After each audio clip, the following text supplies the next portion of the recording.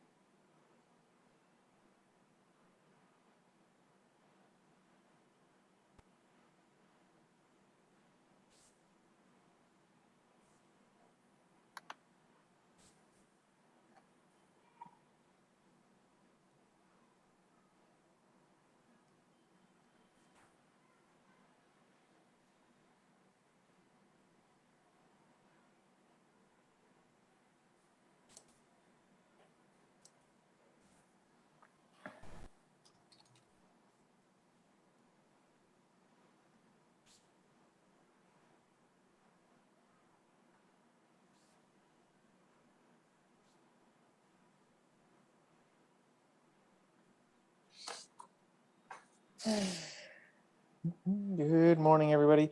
We are just waiting. We'll give everyone a few minutes to get in. I am muting all as we enter. Not to be rude, but it does help with our ability to communicate back and forth. So please be aware of that you will be muted throughout until I either ask you to unmute or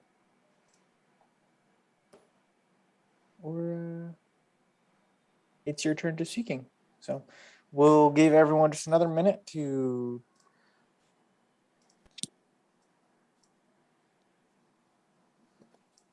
be jumping in.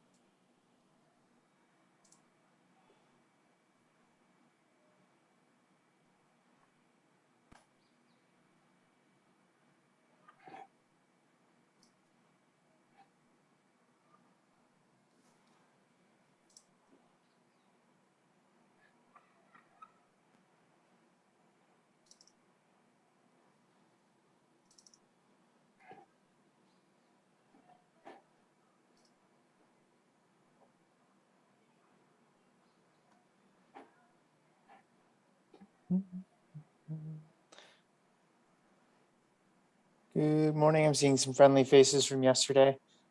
Rupinder, good morning. Hi. Alka. Hi. Welcome back from yesterday.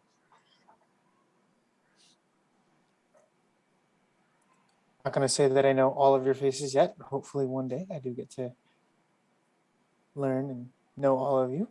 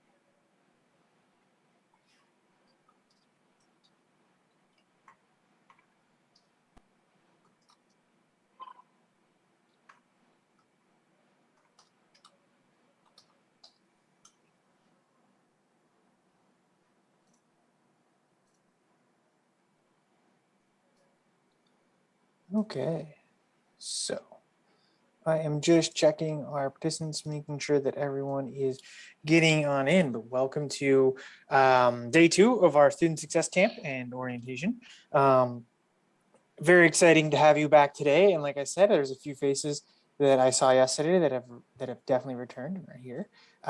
Some of the students may notice some faces that we are seeing out in the crowd of people there, but and I will allow you to make a wild guess to who those people are.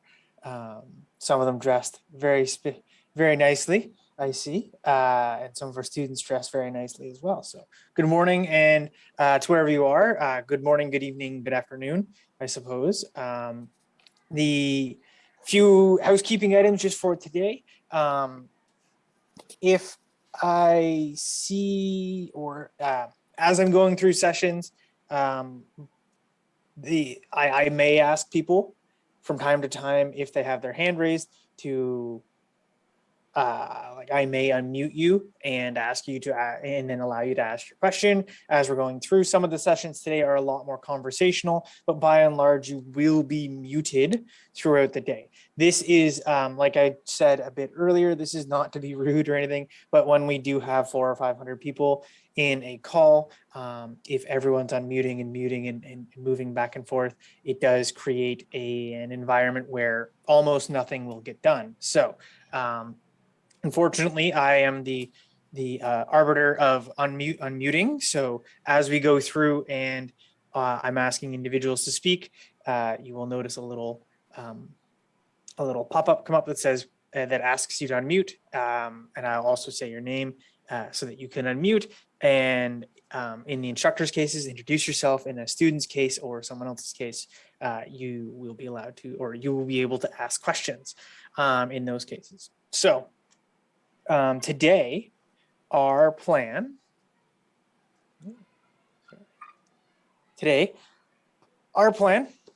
and our agenda, I don't have a spiffy slide for it. Today, we do far less PowerPoint presentations and far more chatting and showing of things. So today will be we will do staff introductions. You guys will get to meet your instructors and put a face to a name for your instructor for next Tuesday. So be on the lookout for who your instructor is, what instructor you may be looking for in terms of what program you're in.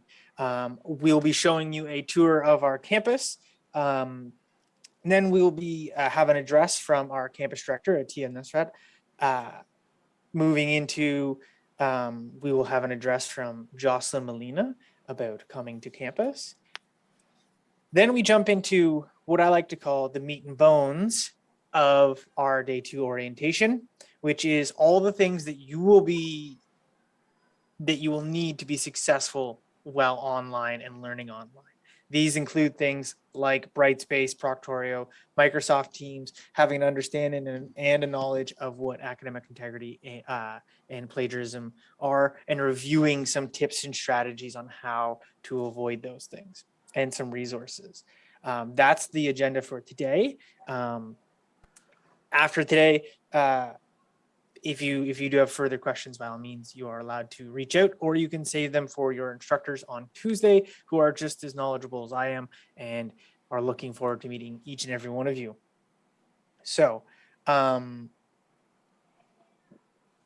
first up, I'd love, let me find,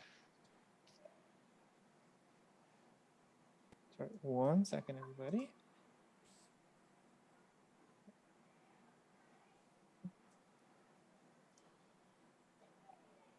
So first up, I would like to invite Atia, our campus director, to welcome us and start off the today. We will be hearing from her later about a variety of important things towards academics. Hello and good morning, everyone. It's amazing to see another cohort with us. We are very excited that you join us. You selected Trials College, Sault College, in partnership with Trials College, Toronto Southwest Campus, for your first journey in Canada. Myself, Atya Nusrat, I'm the campus director, and I have 26 years plus experience in education management. I'm here for your assistance. In my team, we have amazing instructors and one international student service coordinator team, and your go-to person, Jocelyn Molina, who is going to address you today. She's your program administrator, and your one person whom you're going to go again and again, Russell Foster. So it's an amazing team waiting for you. And we are really excited that now students have started coming to Canada, and we have already received a few hundreds of students in Canada. And we have gone through their quarantine time, which is now most of the time it is not required. But we have already welcomed almost 350 plus students in Canada. So it's an amazing experience for us. Once you will see your campus, you will be very excited. The campus is so beautiful and located at a very good location in Toronto. Now, so few things which I am going to emphasize on today, I'm going to address in a small presentation later on. But now I really want to ensure you that myself and my team is always available for you. So always remember, there is no question which cannot be asked. You can ask each question, any question. And luckily, most of the students, if you are coming from India, I can connect with your culture, and other students from Brazil, from Philippines, from Mexico. We have a very good diversity of instructors and your team members who can understand and connect with you. So please never feel that you are alone. You attended yesterday's session with Guard Me, and if you are under stress, if you are facing any problem, uh, it's emotional, it's financial, or any other thing, you can connect with Guard Me. There is only that is small number. Just dial that number, fill the form or whatever they ask you questions, and you have your counselor there with you, and you can keep that particular counselor with you for ever, like if you want. If you cannot express your emotion in English, they have a person also. They have their counselors can speak even Punjabi, as the lady said yesterday in a session. For your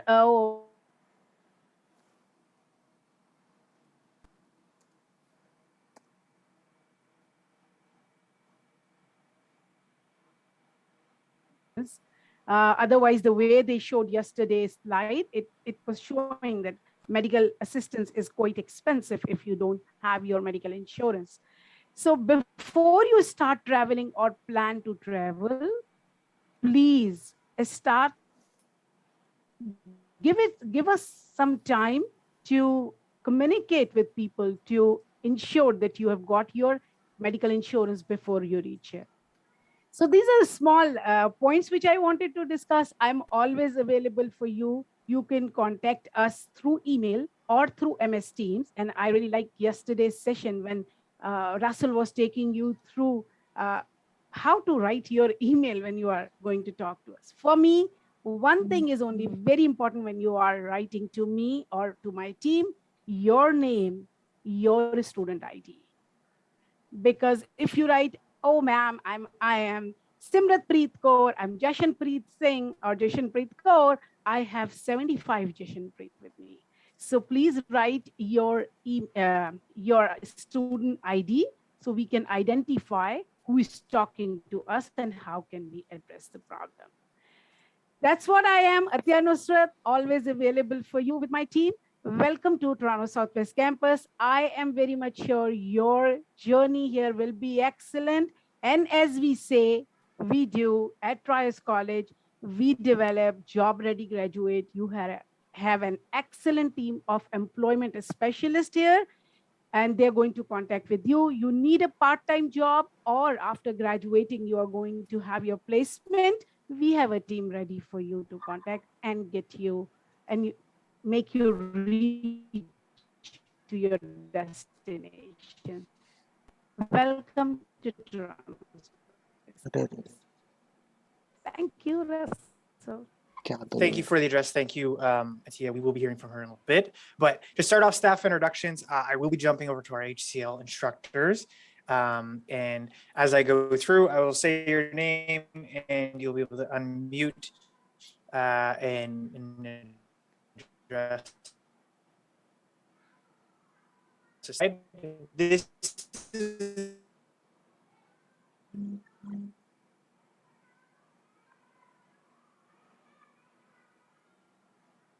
classes. Okay, if you're wondering about schedules and stuff like that, what classes coming up on Tuesday, I will specifically be showing you that stuff on just after we're done with a few of the things in the morning. But first up, I would like to go with our healthcare leadership instructor, Shima Abbas Najad.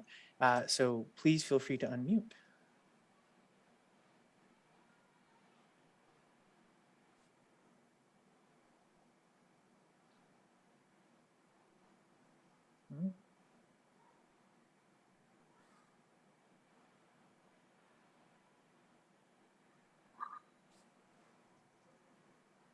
Maybe my unmute button is not working. Wow. Okay.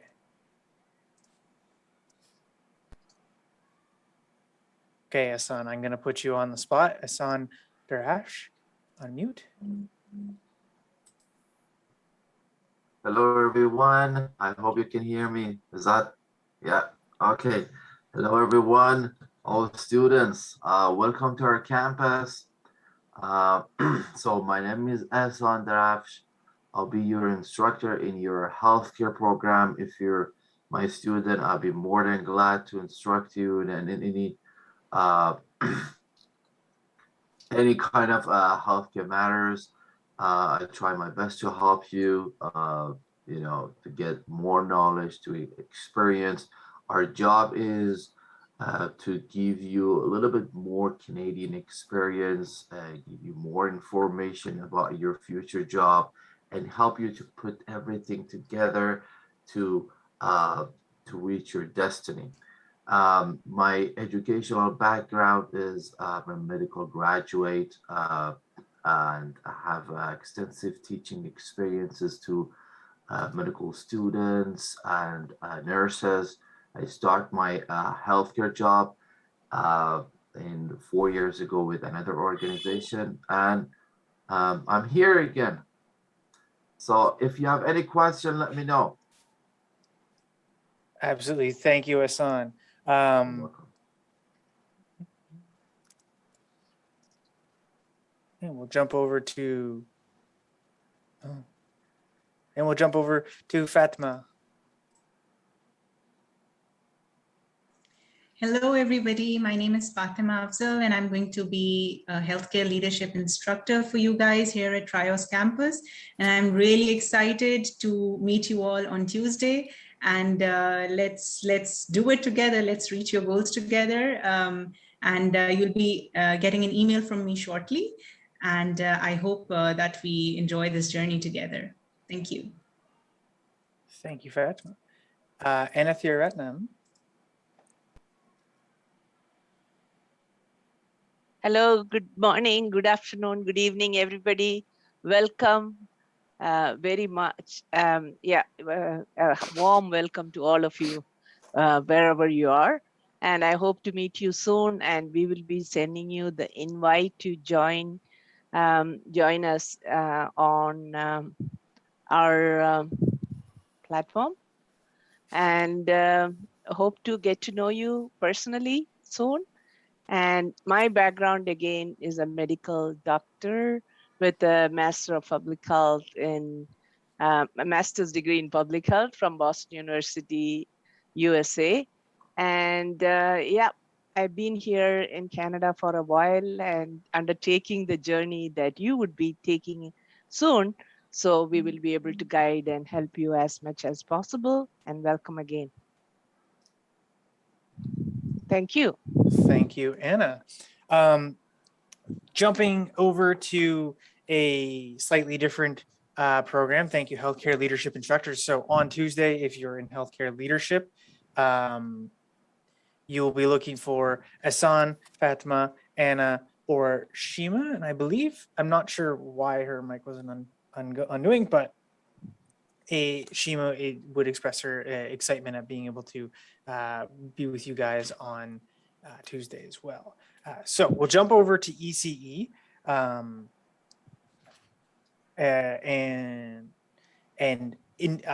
like to introduce our early childhood education group. So anyone that's in early childhood education, our first semester for that would be Latoya Thomas. She's very excited. I believe she was unable to make it to this specific portion today, but that's the name you're looking for. If you are an early childhood education student in first semester, you'll be looking for the name Latoya Thomas as your instructor.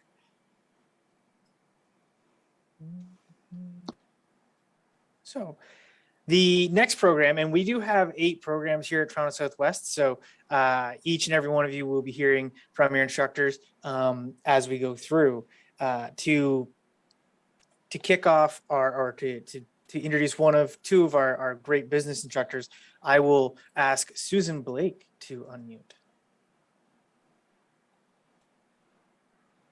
Good morning, everyone. My name is Susan, and I will be your business instructor starting on Tuesday. We start with communications. I'm looking forward to communicating with you. I have been teaching for quite a long time. I'll tell you that, you know my age. It's quite a long time. And I have a master's degree, MBA. I am almost finished with my PhD, and I just look forward to welcoming you and to working with you this semester. Thank you. Thank you so much, Susan. And our other business instructor, Alexandria Katami. Hi, everyone. My name is Alexandria Katami. First and foremost, I just wanted to say welcome. I'm a global business management instructor. I'm very excited to meet you all. And next week, I'll be teaching communication and business concepts. My experience is in banking. I currently work for CIBC on the advisory side, and I'm also doing my MBA part-time at the DeGroote School of Business. And just wanted to say that I'm here to support you all, and I'm really looking forward to helping you with your educational journey. Thank you, Alexandria. So, in looking at our courses, we also have a few people from our next business adjunct group, but it's global business management that are our next group of instructors. And they are quite a group and I'll leave it to our longest serving and most esteemed instructor, hold on, sorry. There. And most esteemed instructor, Boone Tan, to unmute and kick off the Global Business Management Group. Hello, everyone. My name is Boone, and first of all, welcome to Sault College.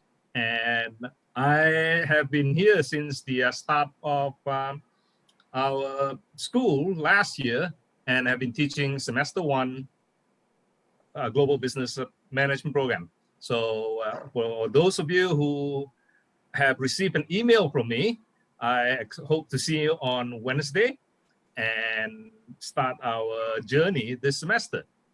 And please ignore the name Wesley there. I couldn't change that when I signed on to Zoom today. I'm Boone Tan. Have a great day. Thank you, Boone. Yes, his name is Boone Tan, despite the label that's there in his Zoom meeting. I will pass it over to, oh, sorry, I am typing that wrong, to Ada Sin to unmute and introduce herself. Okay, good morning, everyone. Welcome to Trios College. I'm happy to be seeing everyone online in group. I will be teaching global business management, and my background is in retail, logistics, IT project management, teaching, as well as startups. I have lived in Hong Kong, Canada, and Vietnam. I'm happy to be back in Canada again. Thank you, Ada. Greatly appreciated. Ada Sin, Global Business Management instructor.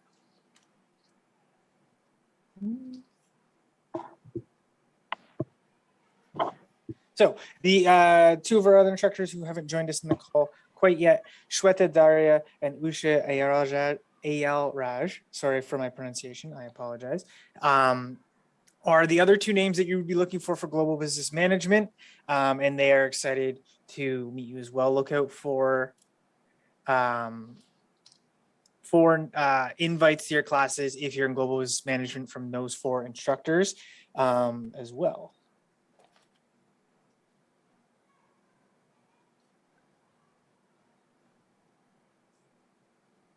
So next group, the next group of instructors are from our supply chain management group. And I will ask Supreet to unmute. Hello, I welcome you all. My name is Supreet. I will be your supply chain instructor. And I wish you luck for your new journey. And I will send you email soon with the link for the class. And if you have any question, any issues, you are free to reach me on my email ID. And that's it. So we'll see you soon on Tuesday. Thank you, guys. Absolutely, thank you. And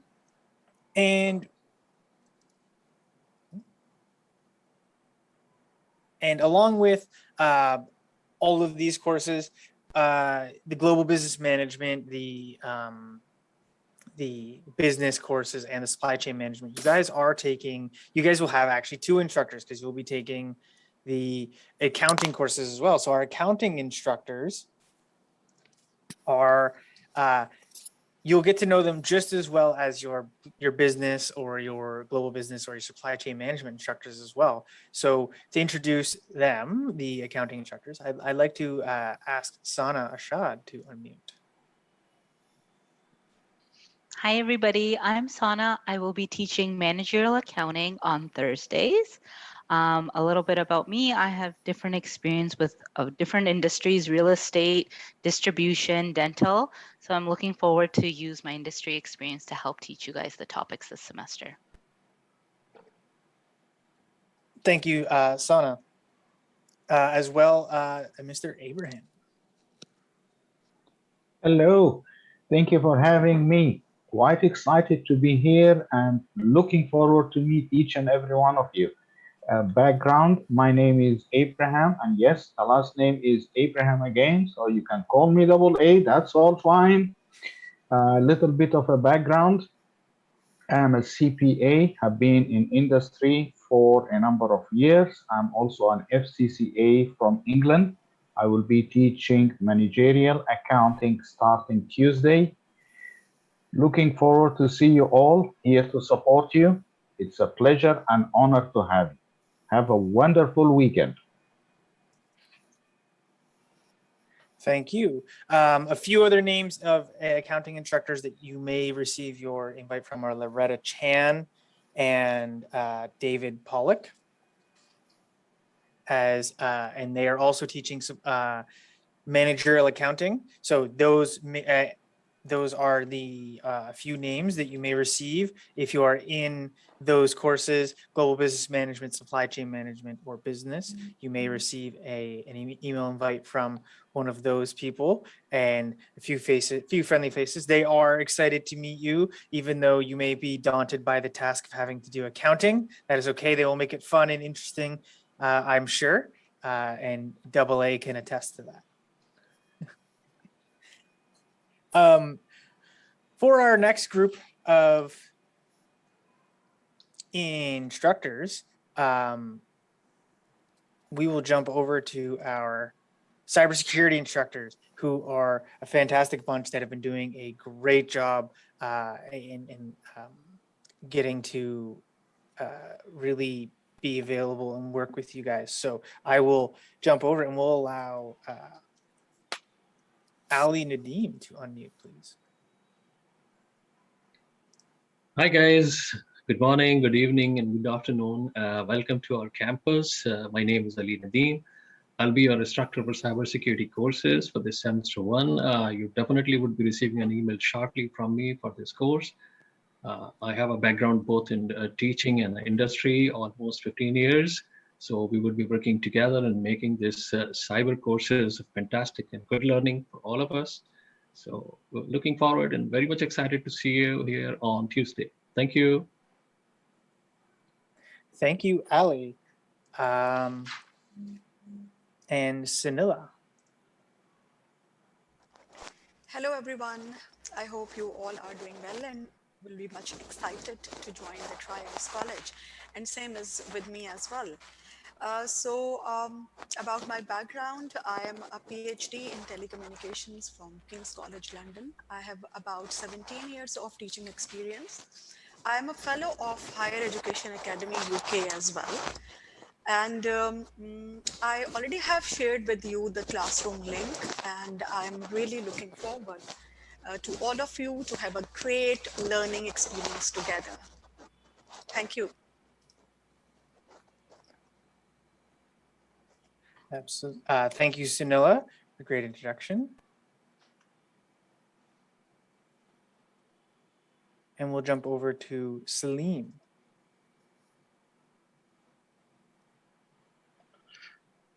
Hello, good morning to everyone. Welcome to Toronto Trials campus.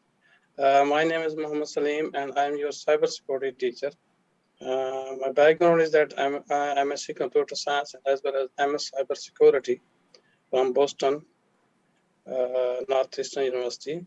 I'm teaching from last more than 20 years, computer science, security and computer science subjects, programming, networking, all of these courses. And welcome to new class cybersecurity. We will see you on Tuesday. Thank you. Thank you. Thank you, Salim, for your great introduction there.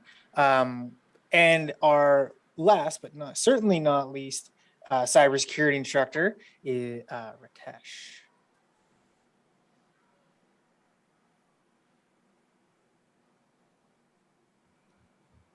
Hello, good morning, good afternoon, good evening, everyone. My name is Ritesh, and I'll be your instructor in cybersecurity program. I'm very happy to share my experience with you. I have over 5 years of industrial experience in cybersecurity domain, and Yeah, I'm also holding few certifications in this specific area, and will be happy to assist you for during this semester. So with that, we welcome you and wish you all the luck and success in your program. We'll see you in the lectures soon. Thank you, Ritesh.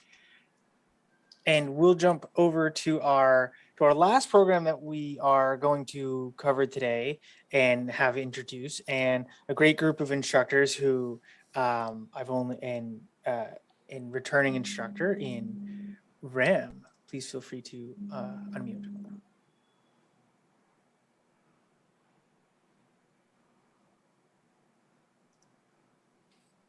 Hey, hello everyone. Super excited to be here. And I'm probably as excited as all of you are. Let me welcome you to Toronto Southwest campus. Name is Ram Subramaniam. I'll be facilitating your journey in project management. My background, I've been in industry as well as teaching for almost 20 years now across the globe. So I understand your background and your challenges, and I look forward to facilitating your journey, your learning journey, and hopefully make it super exciting for you. Thank you. See you soon on Tuesday. Thank you, Ram. Our second our project management instructor, Amar Kahia. Hello, everyone. Good morning, good afternoon, and good evening. My name is Ammar Kahya, and I'm a project management instructor, having 20 plus years of experience and teachings globally. So welcome to our college.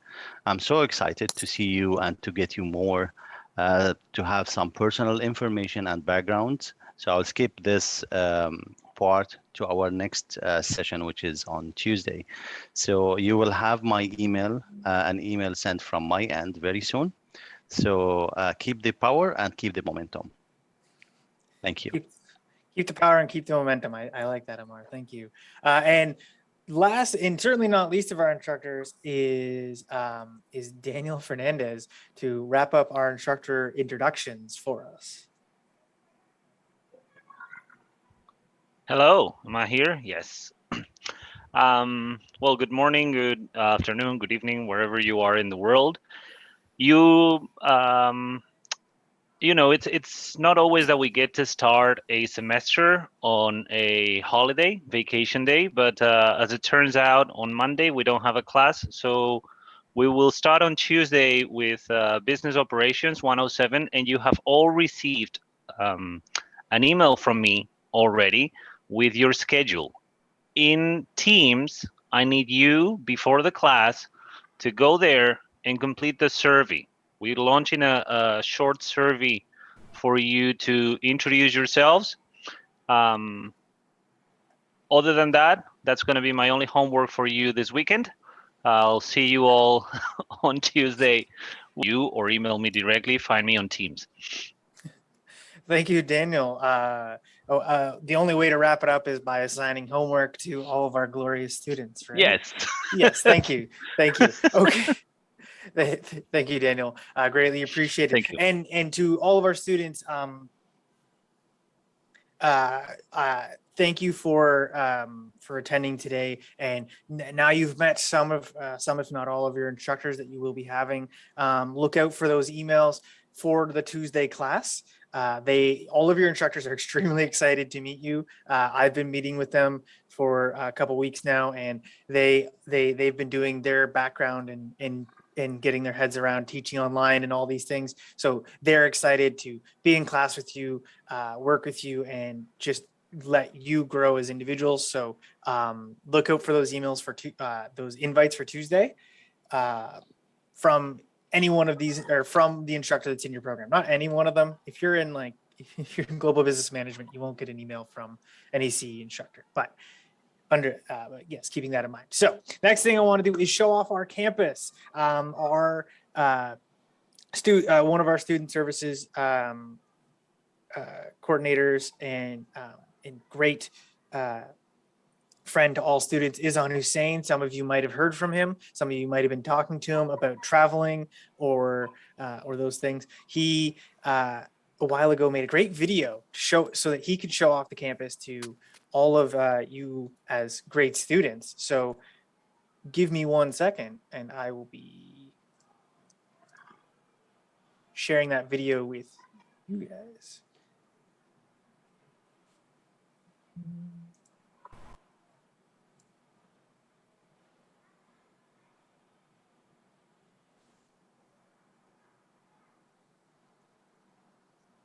Okay. Sorry, I'm actually going to.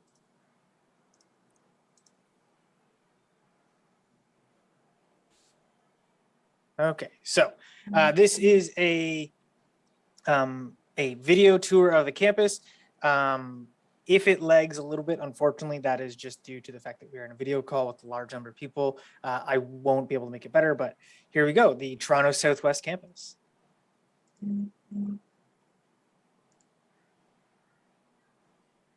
Oops, don't want to jump to the middle.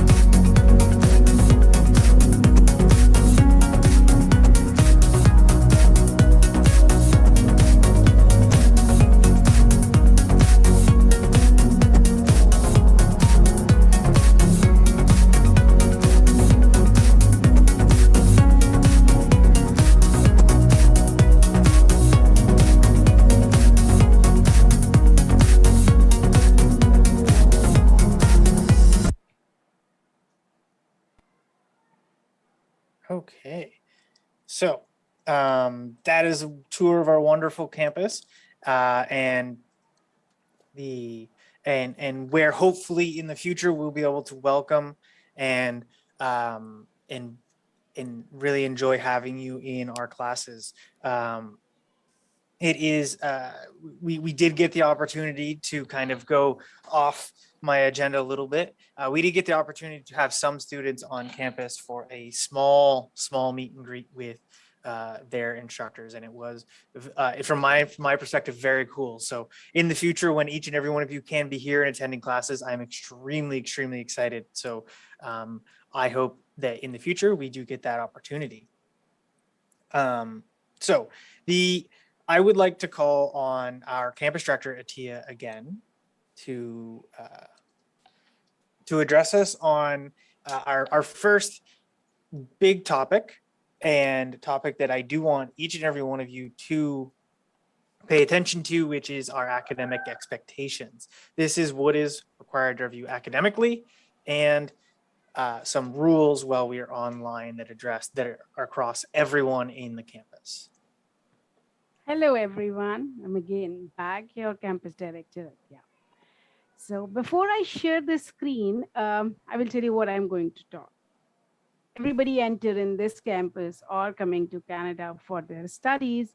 And the most important thing after entering any educational institution is whether I'm going to graduate or not. And what are the prerequisites, or what are the criterias which will allow me to graduate from this college. So I'm going to take you through this.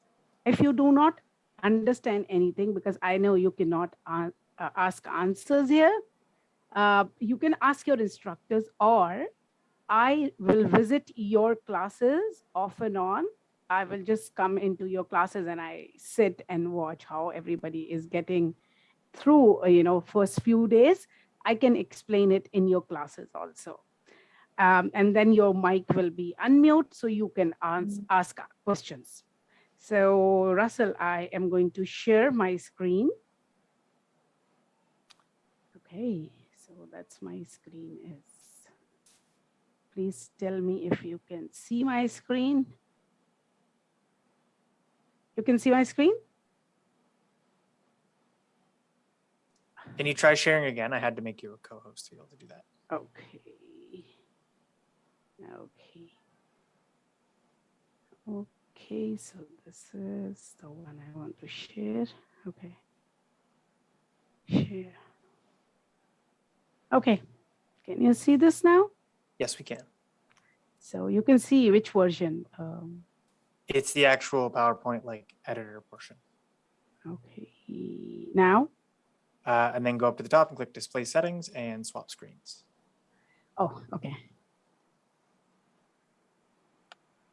Perfect. Right? Thank you. Yes. Thank you very much. Okay, so don't mind. I don't teach every day. My instructors are very expert in all these things. Okay, so this is the graduation requirement and GPA overview. I will give you a little introduction of everything. This is very important part of your orientation, because you are going to know by the end what grades do you require to graduate from Sault College. So the policy I'm going to share with you is Sault College policy, actually government policy in Canada. So where the policy is written, I am going to read the policy, or you can read yourself. I'm going to explain it. The policy says the student will be considered on academic probation and at risk of not meeting graduation requirements if their program GPA is below 2, which means I get all C grades or few B, C, and D grades, and I think I'm going to graduate from this college. I am not going to graduate. Why? Because my total GPA is less than 2. Now, how we are going to calculate that GPA, I will take you through that.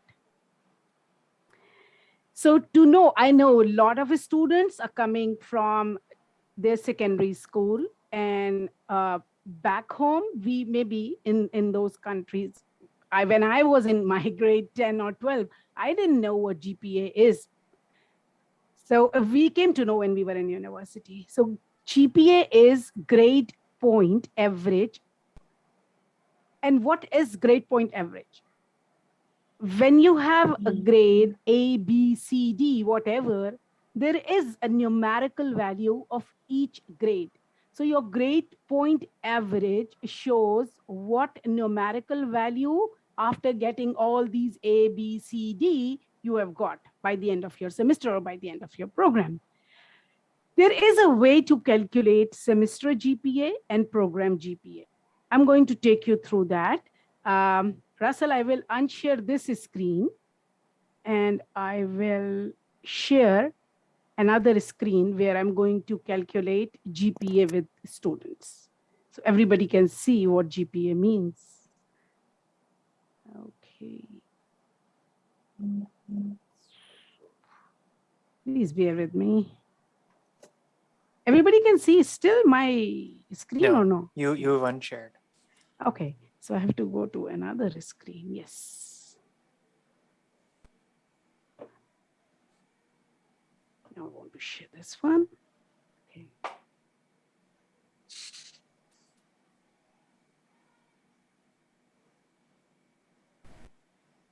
We can see that screen. Okay, thank you. So I have taken global business management as an example.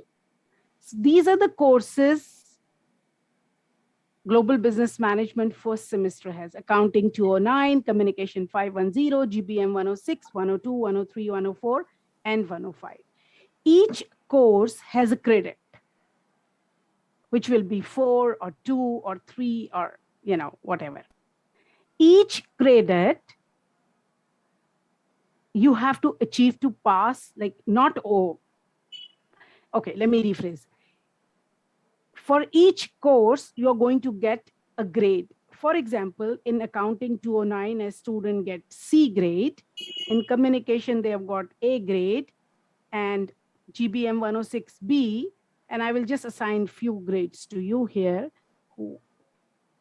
For example, this is Russell, who is getting all these grades, okay?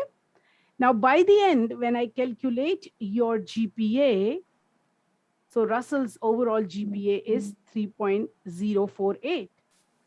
He is going to graduate. Now, this 4, 2, 3, 3, 3, 3, these are your credits. But from where this 2, 4, 3, 2, 3, 4, 4 came, this is the numerical value of this grade which you achieved. Now, if I go back and I give all C grades, okay? So I'm very busy, not focusing on my studies, and I got all C grades or some B grades and some D grades, but I think I pass, Now, see, I have got all 2C, D, C, B, C, C, which means I'm passing, okay? Calculate. It's exactly 2 GPA, which you got, and hardly you are passing. Another D, see, now you've got 2 Ds. Another D is going to ensure I'm not graduating from college. So my GPA is 1.7. This is the website I took just from randomly from Google, just to calculate your GPA with you. So now I will tell you how this whole system is working. I hope everybody understand that what I did here. Okay, pause share. Okay, I'm going back. Still, you can see my screen? We are currently looking at the GPA calculator. Okay, stop sharing. Now, I back to all of you. So that's how we are calculating GPA. Now, I will show you another slide, which will show you which grade has what numerical value. So let me again share the screen, and see that. Okay. So Russell, you can see my screen? We can see your PowerPoint editor. Yep. Okay. I know you have a lot of questions and okay. Can you see now? Yes. Okay. So this is like, if anybody get A star, A plus, they will get 4 grade points. So A plus is equivalent to, in numerical value, if you get A or A plus, the numerical value is 4. If you have B, the numerical value is 3, and similarly, you can see. Below 50% is a fail grade. So please remember, below 50% is a fail grade. Now let me finish this whole presentation. I'm going back to 0 from where I started, and I'm going to explain it again. So a student may have 1 D or 50 to 59% grade in any individual course and still pass that course. However, their overall average for the program must be 2 or C or 60% plus or higher in order to complete the requirement to receive the diploma. So I finish my program and I have 2 Ds and my total GPA numerical value is less than 2. I am not going to graduate. I'm happy that, with all C and Ds and Bs, I am graduating.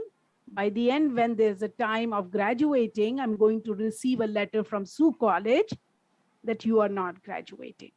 So talk to your campus director to find the way how you are going to graduate. So then you're coming back to us, and then we are going to decide either you are going to repeat a semester, going to retake a course, or what. So we have to be very careful when we are studying, focusing, paying attention on our courses, and submitting our work on time. I'm going to talk about that also. Students are provided opportunities to retake courses should they not be meeting the level of that program requirement. So if that happens, I'm going to talk to you, Russell is going to talk to you, and then we are going to decide if you're going to retake. Please note down, retake a course means attending the whole course again. Retake means you're going to pay the fee associated with that particular course. So if you are retaking Accounting 209, you have to repay and retake all the classes. Student will also be provided option by the college on a case-by-case circumstances to increase their GPA.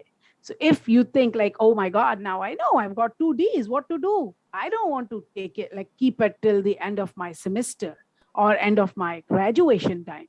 What can I do? You're coming to me, we are going to talk about it, and then we are going to give you opportunity to retake the course, or there are some other options available, which I can discuss with you case-to-case basis. If you have any other inquiries, you can talk to international.admission@saultcollege.ca, or you can talk to me about GPA if you want. Now I will stop sharing the screen and I'm going to my notes and I'm going to talk to you face to face. I hope I stopped sharing my screen, right, Russell? Yes. Okay, thank you. So this is like, I gave you the ultimate thing for which you are coming to campus and for which you are coming here. That is your graduation. Now, you don't get 2 GPA, you are not graduating. So what you have to do? Now you have to focus on your studies.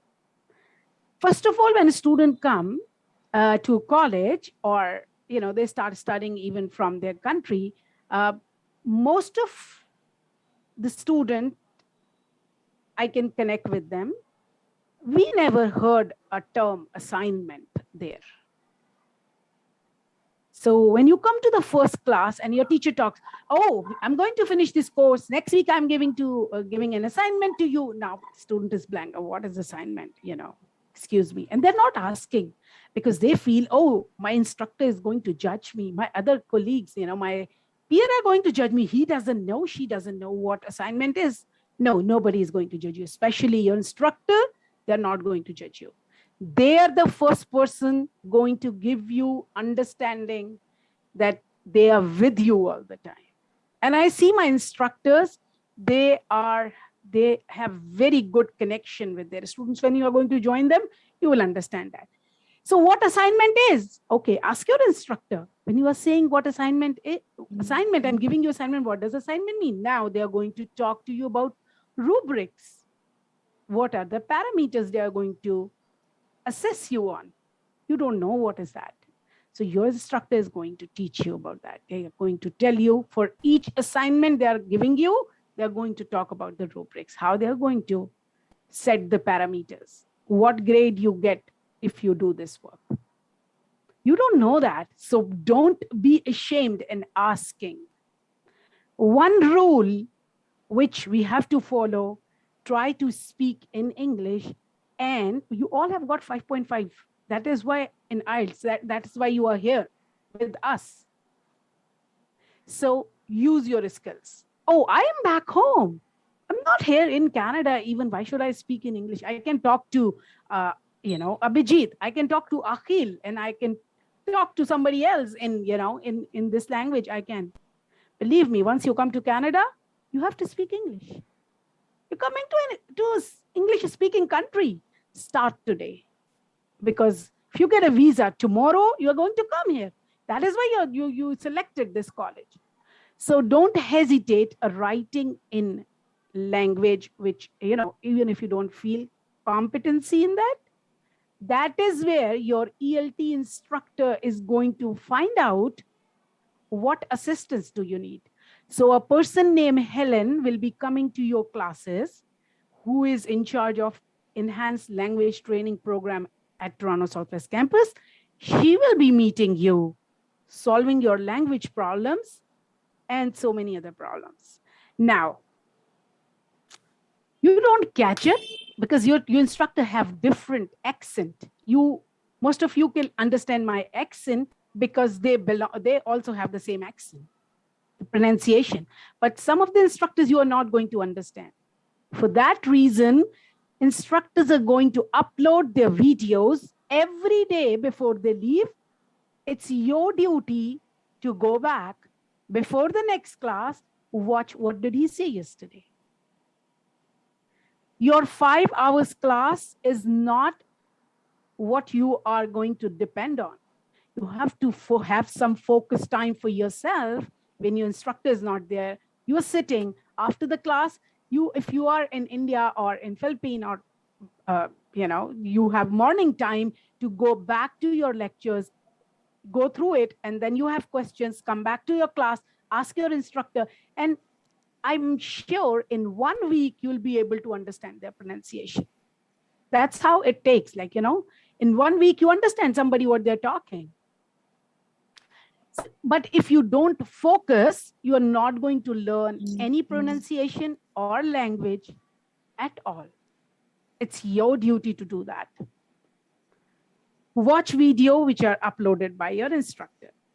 Now, while you do your first assignment and, oh, boom, your instructor is coming back to you, you plagiarize, Russell Foster, your whole assignment is 80% plagiarized. Oh, excuse me, what is plagiarism? I never heard this word. We heard copy paste. So the professional word used for copy paste is plagiarism, which is not allowed at all. Now, I do understand. A long time in my life, I never knew that if I take somebody's thought from internet and I present that, it is plagiarism. I never knew that. There are types of plagiarism. So your instructors are going to teach you what plagiarism means. And we have one expert guru in our campus who works on plagiarism issues, Russell Foster, your education manager. He will be there talking to you about plagiarism if it has been done. Now, what happens? Okay, myself and Russell are working together in a group. I take Russell work and I present. It's plagiarism. Okay, it's my ECE assignment or HCL assignment. It has a lot of research I have to do. I go on internet, I find somebody's work, and I just, presenting. That is a proper author. No, if you are presenting somebody's work, you have to give references, and your instructor and Russell and Helen are going to tell you how to cite those references, how you have to write those references, how you give the references. Now, the most important problem comes when you have to present something in your own word. So expression is the problem for students when they come here, because even if they know English, they feel Recording in progress. they hesitate to present in their own words. Contact Helen if you are having problems in your writing skills. She's going to send you emails for booster workshops. Attend those workshops. As Russell said yesterday, you just show up in one workshop. I want to learn Chinese, okay? I go to one class. I'm going to learn that. I really want to learn French. I attended 10 classes sometime in my life for French. I know only one word, bonjour. So I didn't learn anything because I never focused. And now I feel like, after 20 years, I should have focused on that. I should have gone, attended all the classes, but I didn't do that. So if you want to learn a language, go to Helen's class, attend all the workshop, because she's going to take you step by step. Then you are going to present your work.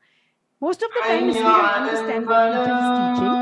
They know how to cite references, how to do their work, but they don't have words to express their thought about a particular subject. That is the point. You have to attend ELT classes so you don't plagiarize. Now, why I'm taking a lot of time on plagiarism? Because the consequences are so bad.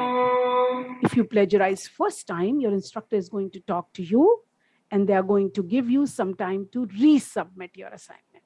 Now, we are like 1,200 students. How the whole staff is going to do that work, checking everybody's assignment?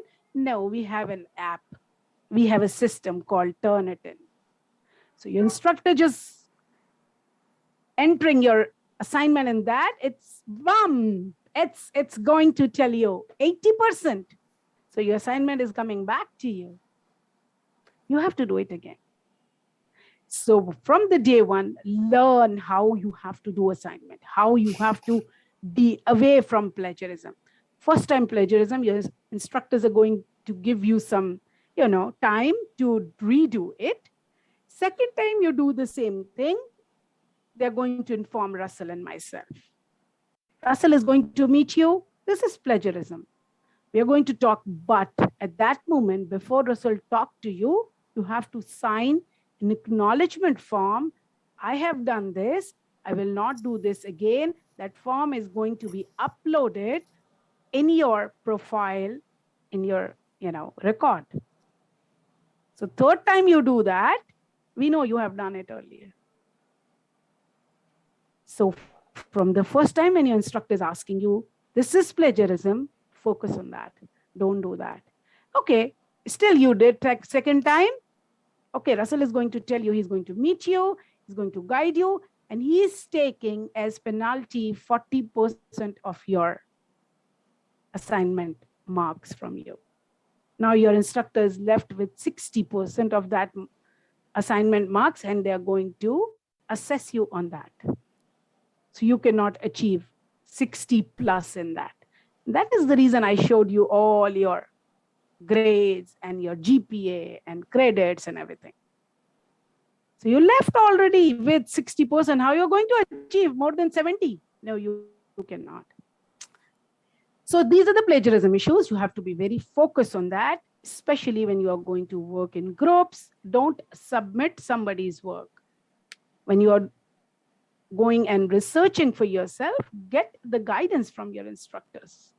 They are always available for you. If you don't ask questions, they don't know what you are suffering with. So go and ask questions. Okay, so these are the plagiarism I discussed with you procedure and presenting your work. There is another type of plagiarism. I have a cousin or my elder sister or my brother who has done already completed something and they did those assignments. I asked them, they gave their assignment to me. So they know that. No, it's plagiarism. Sorry, you cannot submit anybody's work. So you have to do yourself. Avoid talking in chat box in any language other than English because you have your peer who do not understand those language. So you have to talk in English with your instructor, whether they can speak your language or not. You have to communicate in English. If you're facing real problem, tell us. We are going to assist you in learning the language. Okay. Okay, now there is another type when you are going to sit in front of camera and you are going to do your exam. That is called proctorio, which Russell is going to cover today. So I'm not going to talk about that. But I just want to tell you, if you plagiarize, you cheat in your exam, you will be marked 0 and no other chance will be given. So once you are doing your exam and sometime, somebody thinks, or I think, like, for example, I'm giving exam and I'm sitting in my home. How Russell is going to catch me? I'm just cheating from my mobile and doing my exam on my computer. The system can catch that. And Russell and myself go through those videos. If instructor has any objection on any video, we are going to review that ourselves. We take the decision. And if you get 0, if it is proof that somebody has cheated and there is academic integrity issue, the 0 grade will be marked at the spot and we are not going to give any other chance. Now, if you are traveling, definitely you're going to get your visa and you want to travel to Canada. Okay. There is a team called International Student Service Coordinator team. I really like when I see few of them are writing notes. I like it, so because it's an overwhelming sessions 2 days and there's a chance that you forget things. So it's good if somebody is making their small notes. Okay, so you decide to travel. You have to upload your all document on arrival what is the name of the Russell? All documents should be uploaded to the iSend app. If you have questions or concerns or something isn't quite working with the iSend app, 2 emails you should know would be arrivals@saultcollege.ca or izan.hussein@trios.com. Those are the 2 emails that you'd need. Izan is izhan.hussain at trios, trios.com. And the other one is arrivals with an S @saultcollege.ca. And there is another person called Yuri Aikawa, and she is also the part of the team, yuri.aikawa@trios.com. So Izan and Yuri are working in International Student Service Coordinator team, and they're going to support you when you are coming here. Again, your medical insurance is very important. The late you tell us, more your insurance is going to be late. So there is a specific time that we take to send the documents to Sault College, and then Sault College send it to GuardMe, and GuardMe is going to issue you your insurance. That will come to your email address, and then you are going to receive that. So better you plan your travel according to that. At this moment, when we are online, we do not want anybody to be present in the campus. Once we are going to announce, then we expect everybody to travel. So at this moment, if you are traveling, it's not necessary, and we do not advise that you take 2-3 countries transit and you come here and then you do quarantine in each country, which is very convenient for a student sometimes to take the classes and everything. Now you decide, okay, I'm traveling, going to Canada. Okay, welcome. Who should know that? ISSC team, Your iSent app should have document, and there is another person who's teaching you every day. They cannot help you in anything when you are traveling, for traveling, but why they should know? Because if they have planned any assignment submission date, or is there any exam going to be conducted on that particular day, your instructor should know that. So tell your instructor, nobody travels overnight, nobody travels overnight. That, oh, I didn't know I'm traveling. No, I know I have to travel maybe in next January. I know where I'm going, what I'm doing, what is my plan, how I'm going to book my ticket and everything. So be planned. Tell your instructor, I'm going to travel after these, like on this date. Please let me know if you have exam on that day. If that is the submission day for any assignment, your instructor is going to take your assignment 2 days earlier than that. Oh, I packed my laptop. Nobody packs the laptop. That is the one thing everybody keeps in the cabin. Nobody gives it to, just for the luggage. So the laptop is already in your hand. Submit your assignment 2 days before you're leaving. If that is exam date, midterm exam, or any proctorio exam, Russell should know that. So your instructor is going to talk to Russell.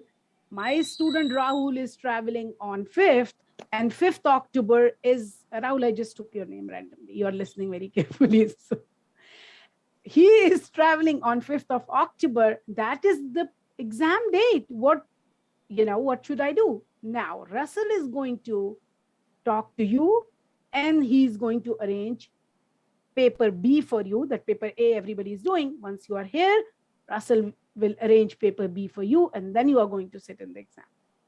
So this is whole procedure that we have to follow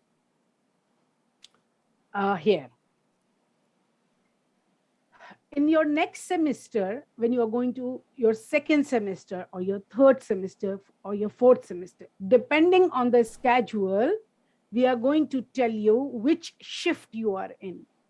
So we have morning shift, afternoon shift, and evening shift. All semester 1 students have been given first shift at this moment because they are not here in Canada. So for the time clash, I tried to schedule all semester 1 students in morning shift.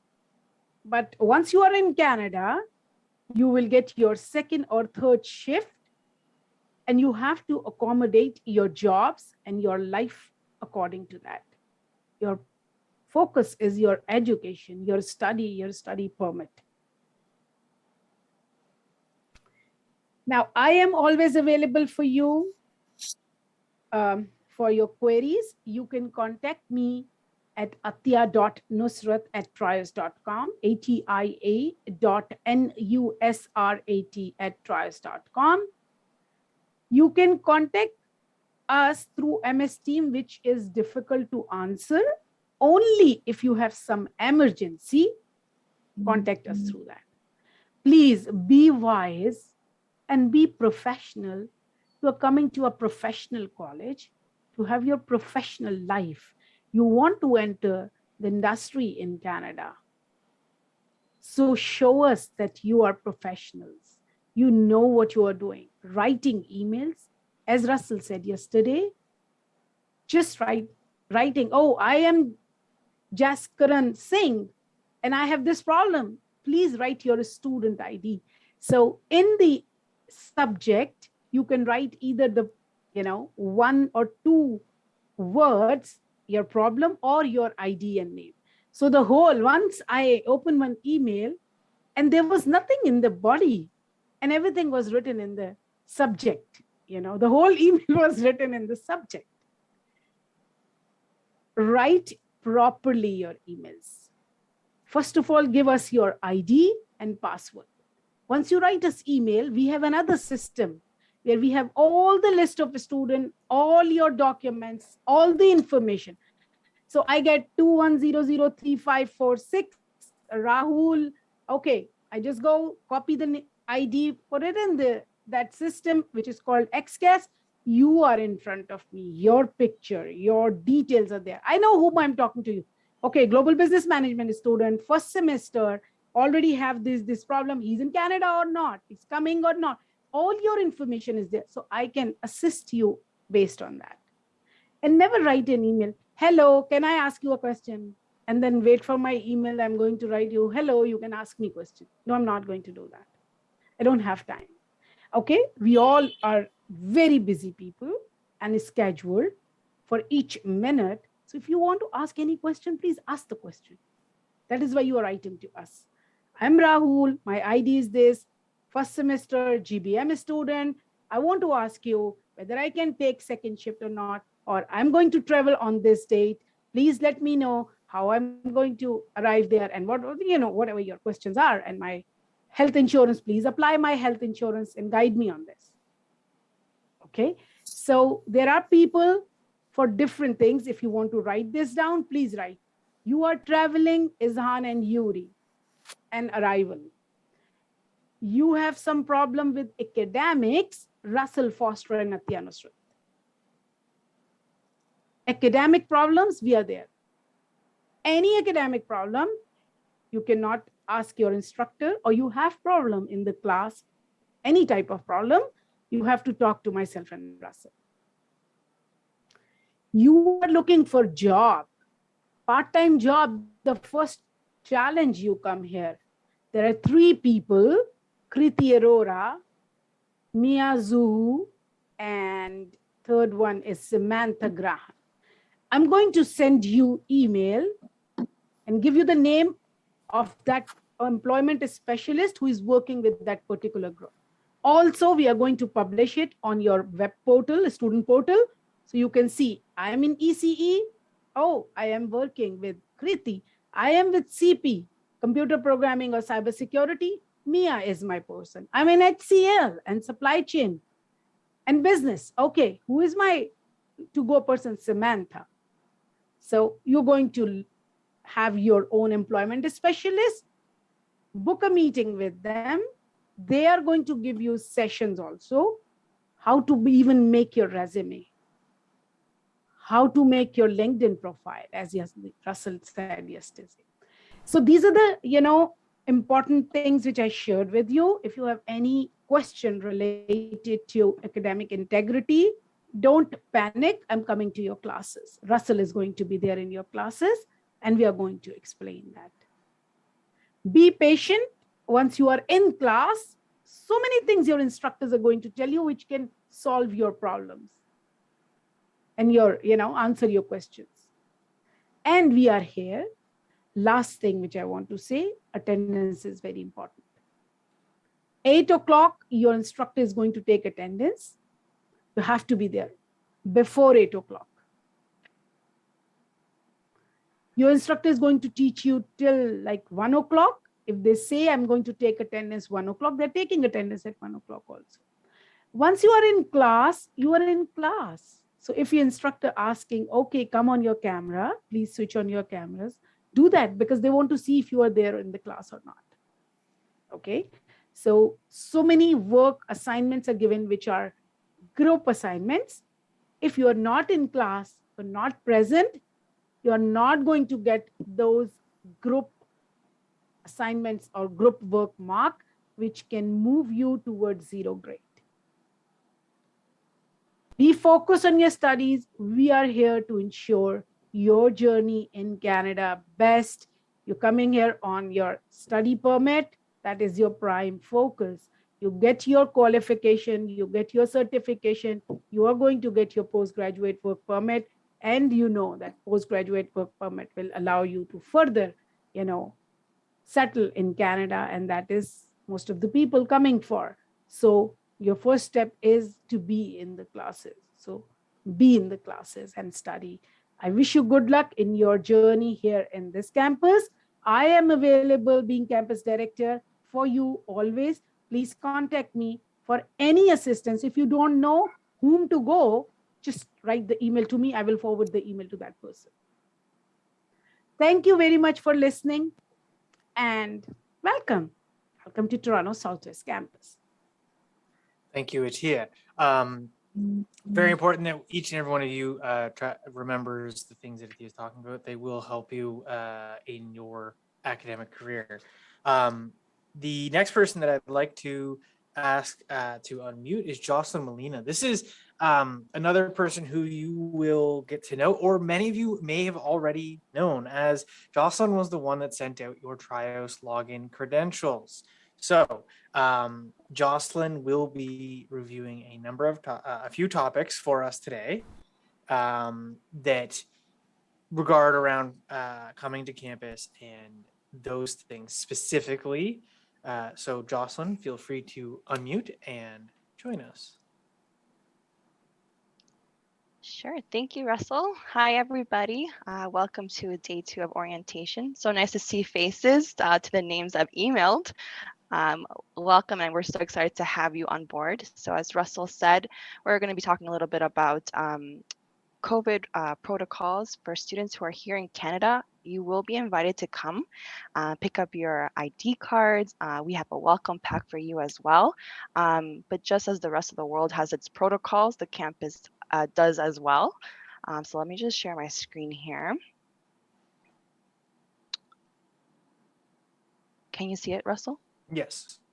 Perfect. Awesome.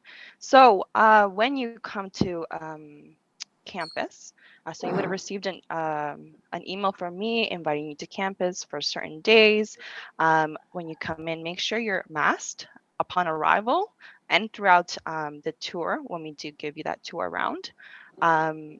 As you saw in the tour video, we have a lot of arrows and directions around the campus. Please follow those as well. We want to make sure you're keeping physical distance between any other classmates that may be on campus that same day that you arrive. When you walk into the foyer to the main reception area, you're going to sanitize your hands for us. You're going to review the questions that are posted on the table. Make sure that you don't have any of the symptoms listed there.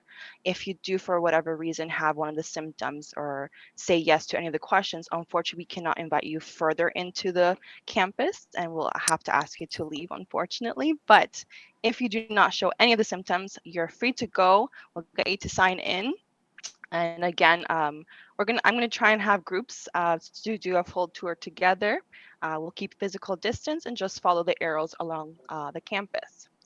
Now, as of September 7th, we officially can only welcome students who have either been fully vaccinated, have taken their first vaccine, and is due to get their vaccine before October 30th, 2021. Or shows a negative COVID test result 72 hours before arriving to campus. How you're going to show this proof to us is you can either share this proof in advance of your visit, or on the same day we'll get this photocopied and put it onto your file. And again, you'll be following the same COVID screening protocols that I have mentioned already. And then the great thing about your student ID card, it's going to be useful for a lot of different things, but one of those things in particular will be your YMCA membership. You will be welcome to use the facilities from YMCA using your student ID card. More information about this will follow, but your contact about this specifically will be the student services coordinators, which is Izan and Yuri. And that's about it. Thank you, Russell. Okay, thank you, Jocelyn. So important things to remember that if you are in Canada or planning to travel to Canada soon, you will receive if you've followed all the proper procedures and submitted everything on iSend, we will know that you're here. We will be able to invite you to camp. Well, not me, but Jocelyn herself will invite you to campus so that you can grab your your physical portion of your student ID and visit the campus to gain some of those benefits from that. But please do remember that we need to know that you're here. Sometimes at the moment, there isn't someone on campus. So if you come and you knock, sometimes someone might not answer the door. But if we do know you're here, you will be invited specifically just so that we are maintaining all COVID procedures. So that's the morning portion. Lots of information, lots of things done so far, and covered. Before we jump into the rest of the things, I am going to give everyone just a quick 5-minute bio break. And if you've never heard of what a bio break is before, it's a bathroom break. Okay, so it is 9:31 current Canada time. Okay, I'm going to be back in 5 minutes, and I expect everyone else to be here. There is still a ton of things from my opinion, a ton of things to go over so that you can be successful and have a great understanding of all the technologies that you will need while attending class online. So that's 5 minutes from this moment, and we will be right back with, well, not 5 minutes from this moment. As soon as I get the overall slide up, then yeah, 5 minutes from then. But we'll do a little bathroom break and then we'll be back. So 5 minutes, everybody, back here. No need to log out or anything. You can just turn your camera off, run to the bathroom, come back.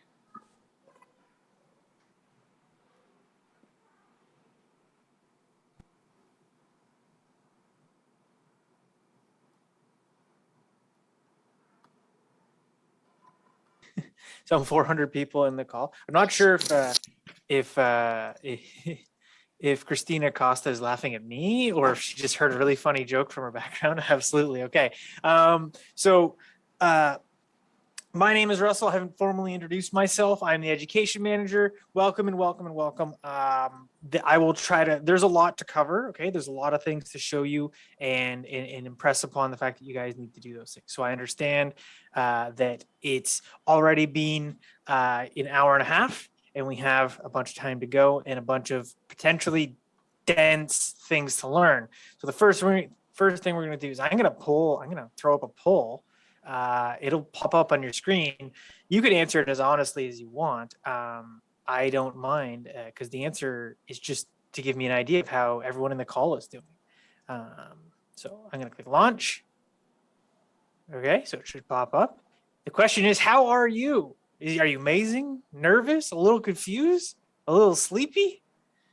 Absolutely. By all means, answer as honestly as you want. If you're a little confused, that's okay. We're going to try and make sure that you are not confused as much as possible. I know that not all of your questions are being answered. These next portions, I will explain how you can ask a question, and I will try to answer it as best I can and easily as I can. Okay.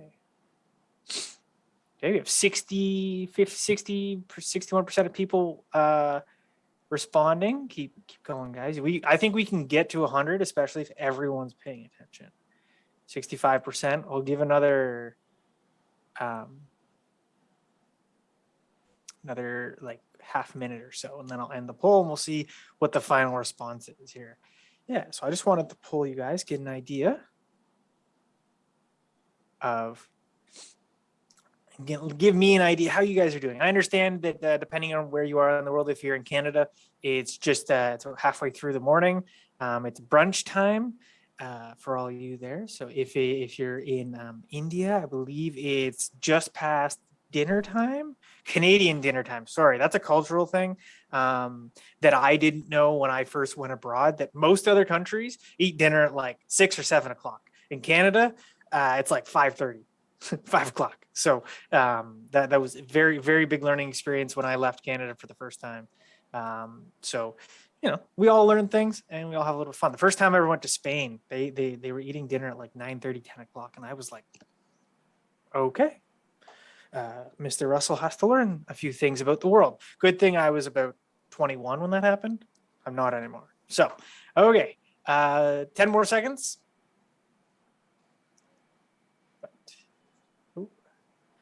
Yes, if you are dropping in and out of the call, unfortunately, I have the admit button turned on, which means I have to actually press it for you to get back in. So please bear with that. I am continuously pressing it to let everyone back in if you get kicked out. Okay, so I'm going to end the poll, and we'll be able to see the results. Share those results. Okay, 79% of people are doing amazing. That's great. If you're a little bit nervous, I don't blame you. The first day that I went to post-secondary education, I was extremely nervous and I wasn't going to a different country for it.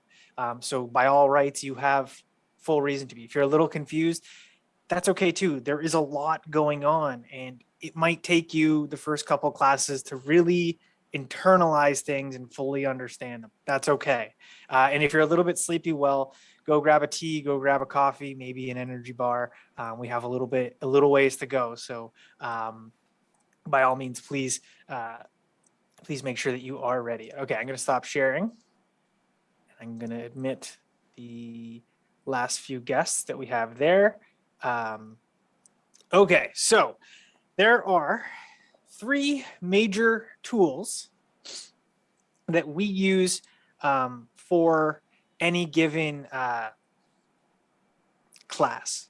Okay, and you've probably heard me mention them before, because I know that I have.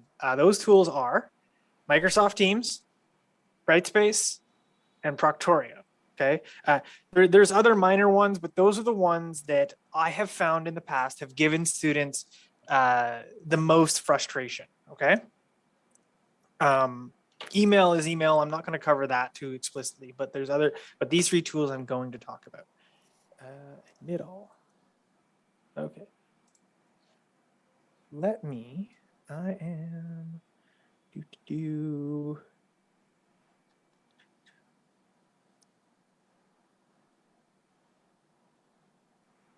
I am just going to find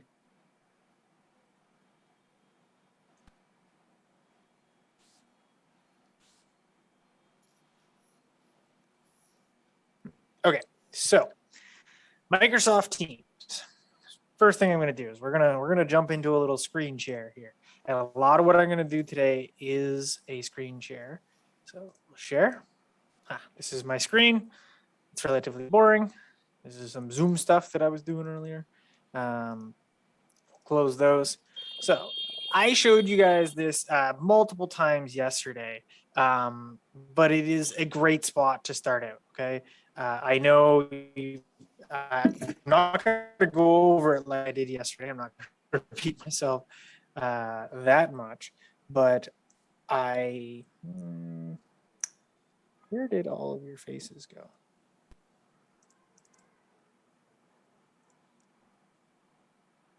Give me 1 second. I just want to find faces from Zoom.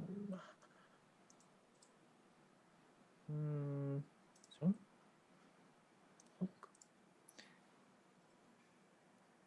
Middle. Okay, well, I suppose I can live without faces.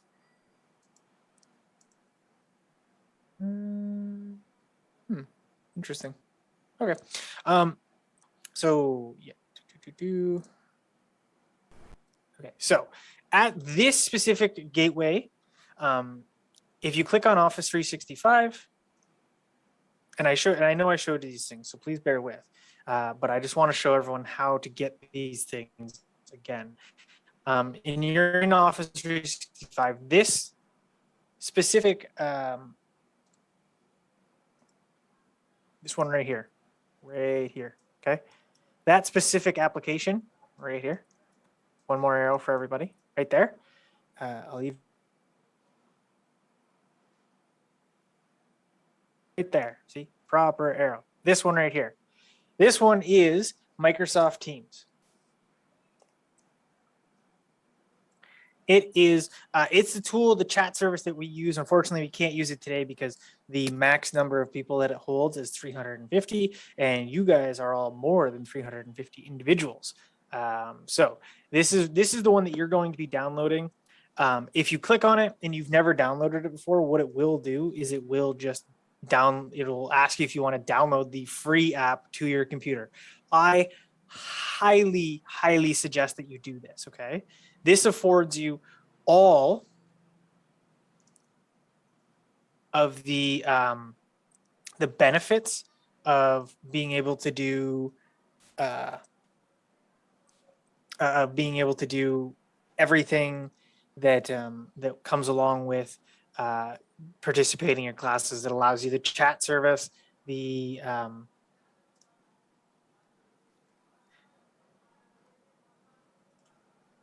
it allows you the chat service, the ability to screen share properly.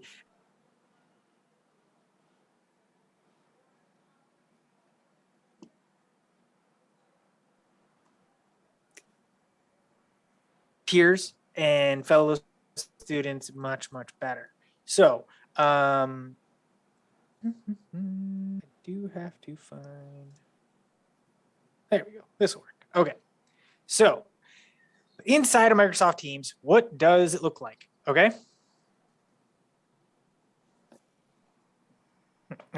so download, bam, right there, download for desktop. I told everyone this yesterday. You can put it on your phone. It's fine. But in all honesty, it's limiting doing stuff on your phone or on like a mobile device. So laptops and desktops are preferable, like your full computer, to doing anything within your class. Okay, so that's how you download it. Quick, simple, easy. Okay, so the next big part, the Brightspace. Brightspace is where everything with your academics, the written portion happens. Okay, so the verbal kind of meeting with your instructors, that all happens in Microsoft Teams. Okay, the written portion where you're going to submit assignments, do tests, Recording in content, progress. you'll be able to see schedules and stuff, and other things that your instructor uploads, other video or like class recordings and stuff will all be in Brightspace. Okay, so screen one. So, and that's Brightspace here. If I hover over it, it says that I need my Trios login. Trios login is it should be, we'll take, it should be something like your first name dot last name at triosstudent.com, and then the password it's a randomly generated password, so I don't even know what your passwords are, but they would have been emailed to you by Jocelyn Molina. If you are having trouble and your password is not working, you can email Jocelyn and say, hey, or like if you haven't received your login credentials, email Jocelyn. She'll send them to you again. If you have them and they're not working, IT support portal, student request, logins. Okay.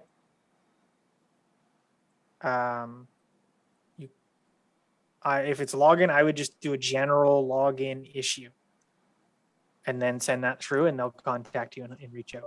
Okay, so Brightspace. So if I log into Brightspace, mine's auto logging in because I already have my email and stuff put in.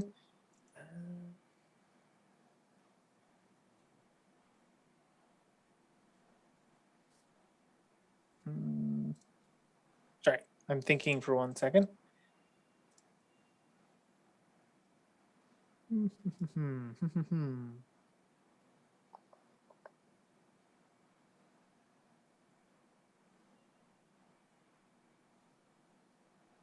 Okay, sorry. I was thinking for a second. I have a whole bunch of courses. You guys will have far fewer. If you look at my total list of courses, I get enrolled in every one of your courses, so I can see everything that's going on. So be aware. No, I'm not watching you guys, but they are. But just know that that from time to time, if instructors do ask, I will come and check on your grades or your tests and things like that to make sure that everything is going well.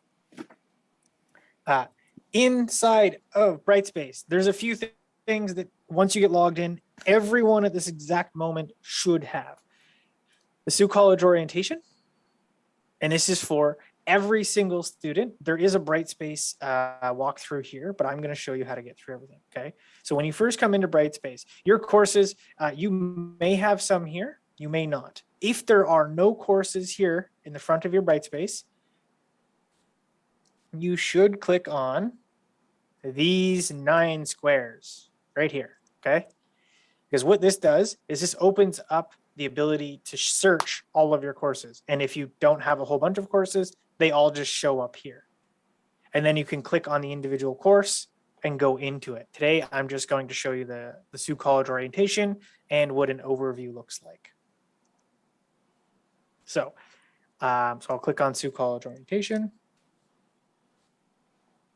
And so this is what a Brightspace course looks like. Your instructor will make announcements here. There's a calendar and there's a little bit of a greeting. Everything else is found by clicking through the headers at the top. So if I click on content, this will open up all the content in the course. So if I'm looking at the initial welcome, okay, yep, here's the welcome. I can click here and see the video. Yours is done a little bit differently so that it's easier to see and get to, but I can go in and I can watch the video welcome from Frank Garanser, the head of Trios College, or not the head, the CEO of Trios College. You can watch that video there where he welcomes to all students present, all of these things. It is expected that each and every one of you goes through this orientation and completes the orientation quiz at the end. Okay, so at some point between now and Tuesday, you should go through and read each one of the sections that's here. You'll notice that I've gone through it just to check that everything is here for all of you students. And it will show a check mark when it says when you're done checking it and reading it and everything. Okay, you have the mission, vision, and core values of Trios College and of Trios College. Our mission is to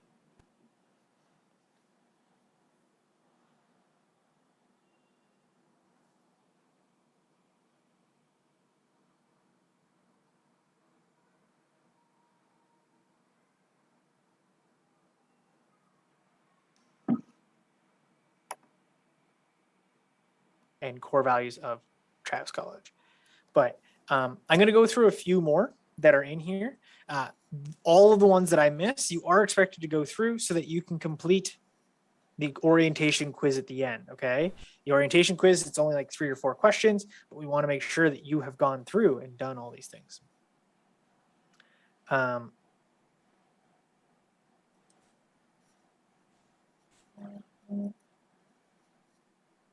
So your first day of classes, we've already alluded to this a little bit, and we've spoken to you a little bit about how this functions. But the idea here is that you are expected to be at your classes every day. On the first day, we understand you might be trying to figure things out. You might be waiting for the link from your instructor, but by all means, you will get that link and you will be invited in especially in online classes. You're just going to get a link.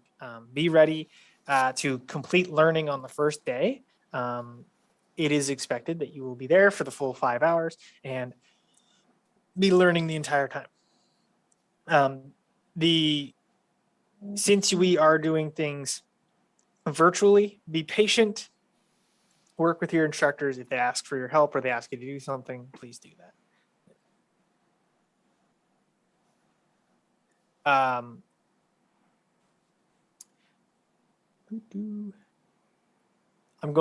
kind of touching on a lot of the technology and resources.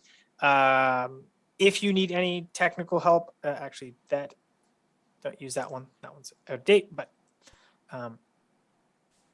as you go through and you cover all this information, we'll cover and give you the expectations and guidelines to being in class and getting through all the parts of being online and being a student here as well, okay? So other bits about Brightspace and how we cover things and what we need to do. So in a class, you have all your content.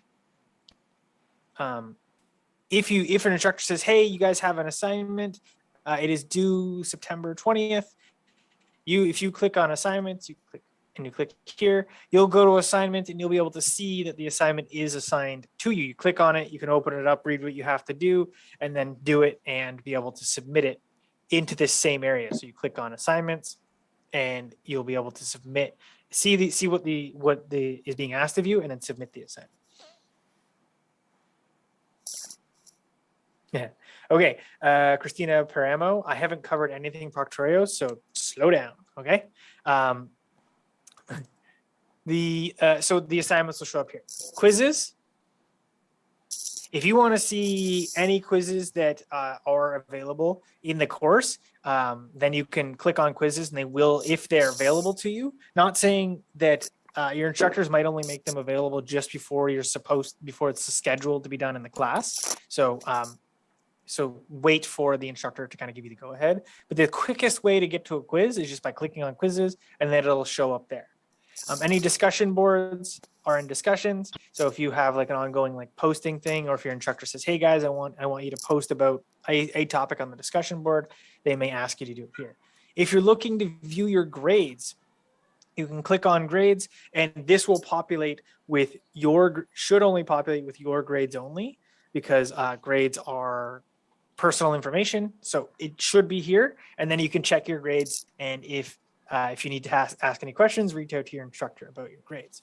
The class list is the list of everyone that's in your classes. Okay, so everyone gets assigned to the Sault College orientation. So it's all everyone is in here as well. Okay, so that's so the class list. This one isn't representative of any class that you guys have, but it should be there, and everyone that's in your class, you can find out their email and stuff by clicking on their name and then going to their email. So I'm going to show you a few other things, and kind of by going through, hopefully we get a bit better of an understanding about everything Brightspace. So each of you.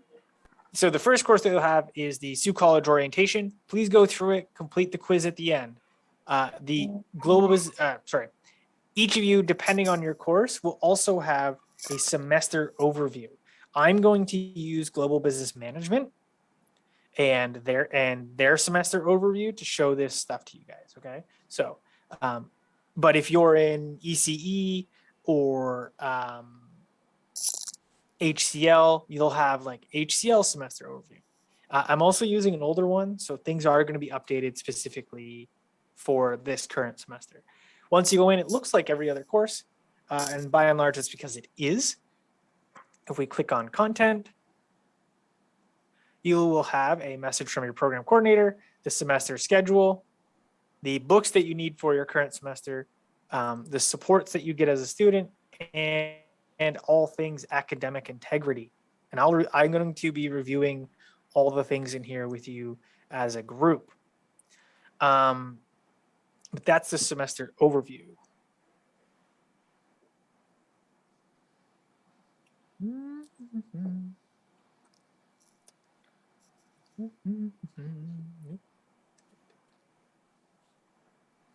Okay. So covering this stuff, if you go to like, and again, this one's going to be a little bit outdated because this is an older semester overview. But if you're looking for, this is one way of finding your semester schedule. There is another way in the student web. Just go in. Obviously, it's going to say January because this is an old semester overview, but that's where you can find your semester schedule and you can see your courses and how they're laid out for the semester.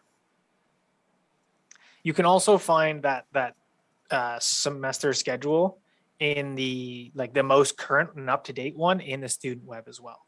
And it's actually a lot easier to download and access from the student web. All of your books are here in semester 1 books. Okay, they're listed out for you. If you need to purchase them for the class, there is a link included. If they are provided or there are no resources for that class, then they are also linked that way. Okay.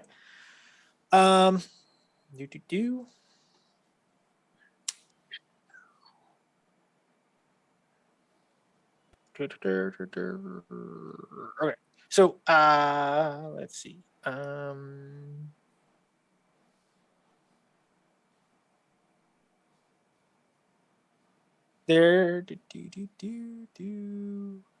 I am just kind of scrolling through. If you're having trouble joining your actual team that your instructor sent you, please email your instructor, okay? Because that means that you would have gotten the email and you would know who your instructor is. Just reply to that email and say, I'm in a bit of trouble. I can't seem to figure it out. That's fine. If it's a link and there's just like it says click here to join call or join class, then on the day at the correct time, just click it and you'll be able to join your class, okay?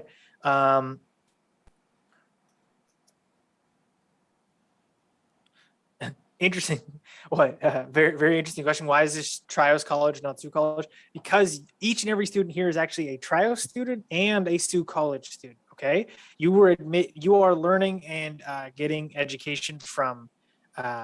Everything is delivered by Trios College, but you will be granted a Sault College certificate, diploma, or postgraduate certificate. Okay, great question. Actually, I don't normally touch on it, but Trios, all of your instructors and us staff here, we're Trios instructors, and we're delivering the content for Sault College. So you actually get the benefits of both worlds and all the support of both as well. And that means that you can tap into multiple resources for learning, multiple resources for healthcare, mental health, and those things as well. But your final certificate will come from Sault College. But everyone else, we're Trios College students as well. So you'll notice that like I have a blue lanyard and it says Trios on it. I know it's upside down, but you guys can read it upside down. It says Trios. That's because my lanyard came from Trios. You may get swag you may get like interesting items from Trios and stuff. But great question. Hopefully that clears up that confusion.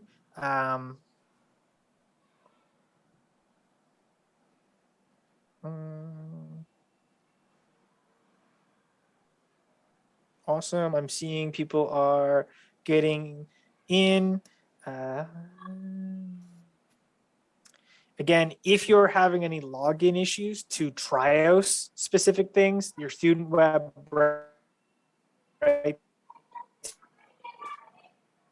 base, go back to that portal and I will send it is sue.trios.com. Just going to quickly make sure I have the exact correct one. Yeah, copy and paste it. And I'll send this to everyone. That's the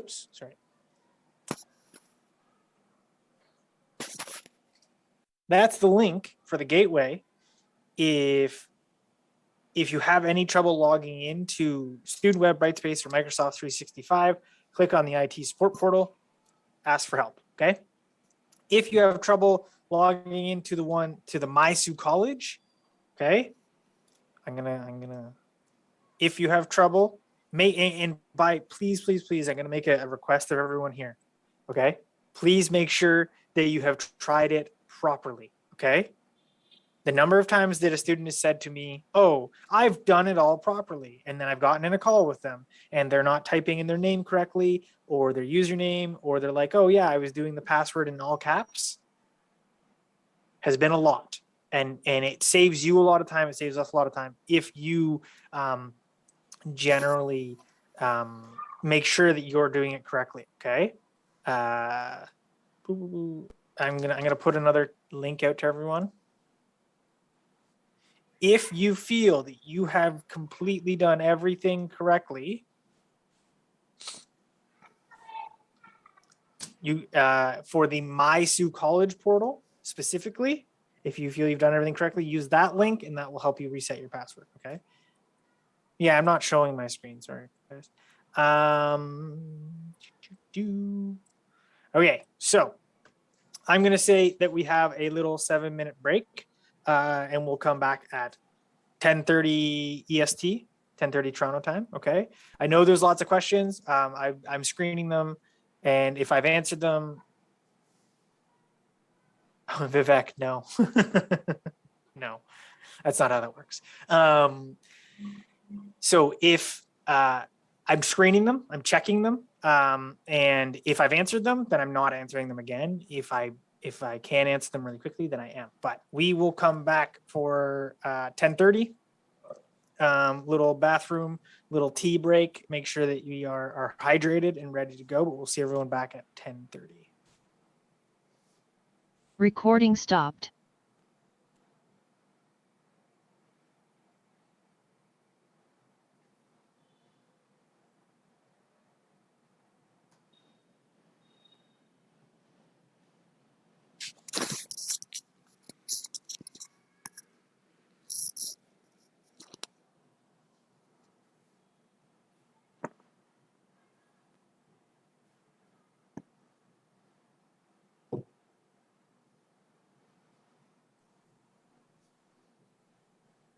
Recording in progress. Okay.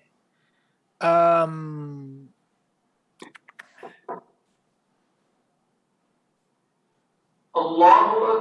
traveling questions. Okay, I know you guys are sending a bunch through. I'm gonna suggest that you attend any of Sault College's travel. They've been doing them like twice a week for a month or more. And they send them out to you guys or to all students, not you guys specifically, to all the students at Sault College. So attend those for any travel specific information.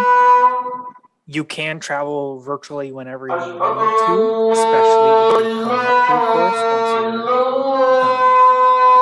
or you're coming up to like go into the next. You can travel while you're in classes, but if you're traveling and you miss time in class, that content is on you. Okay? If you miss a test and you didn't tell your instructor beforehand, you missed it. I'm not gonna make them reschedule it. Okay? If you missed an assignment submission because you didn't tell an instructor, that's on you. So if you are traveling and you're going to miss something, you have to tell your instructor well in advance, not the day before. I would like that is in my opinion ridiculous. Okay? So make sure that if you are traveling and it is a choice to travel at that exact moment. There is no requirement to travel. Okay. So you can wait, and because we've been helping students since the pandemic began to travel. At this current moment, it is the most expensive it's ever been. I would suggest that you just wait. Okay, like your family may be pressuring you to travel. I say don't, because that's a lot of money. I've been speaking to people. I did some conversions because personally I don't know. Like how it converts and how much money it costs, and then I was with a couple students. Said, "Well, that's an astronomical amount of money. Normally, it costs what was it normally? It was like something around 1,800 Canadian dollars, something like that. That normally, I was like, oh, that's a lot of money, but not too bad. Currently, it's like triple that. So just wait. You guys don't have to. I understand it's frustrating, and you want to be here, or someone saying, no, you got to get over here. I would suggest waiting. That's from a student traveling from India context. So if you're from another country and you're traveling to Canada, it might be cheaper, it might be totally different. I'm saying you don't need to travel at this exact moment for school. By all means, please wait. Okay, that's the final word I'm saying about travel. So if you ask me any more questions, or you guys are sending me any direct messages saying travel this, travel that, I'm not going to answer them. Okay, go to the Sault College meetings, attend those. They have them all the time that are about travel, and they have more up-to-date information, and they speak directly with government officials about all the travel stuff. Okay, so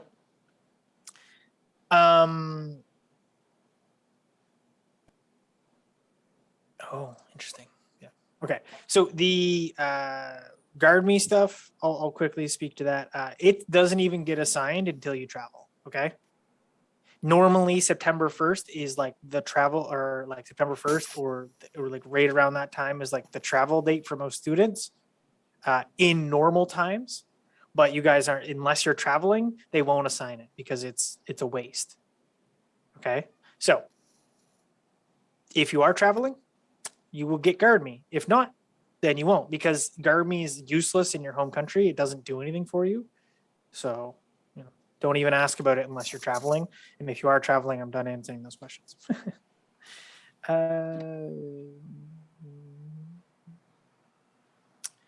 Your books and stuff, your instructors will go over that. And if you get into Brightspace, there's the course books are listed there for you. Well, there's 8 programs, 8 times 6 to 10 books per program for the first semester. I'm not going to go through like 100 books. Okay.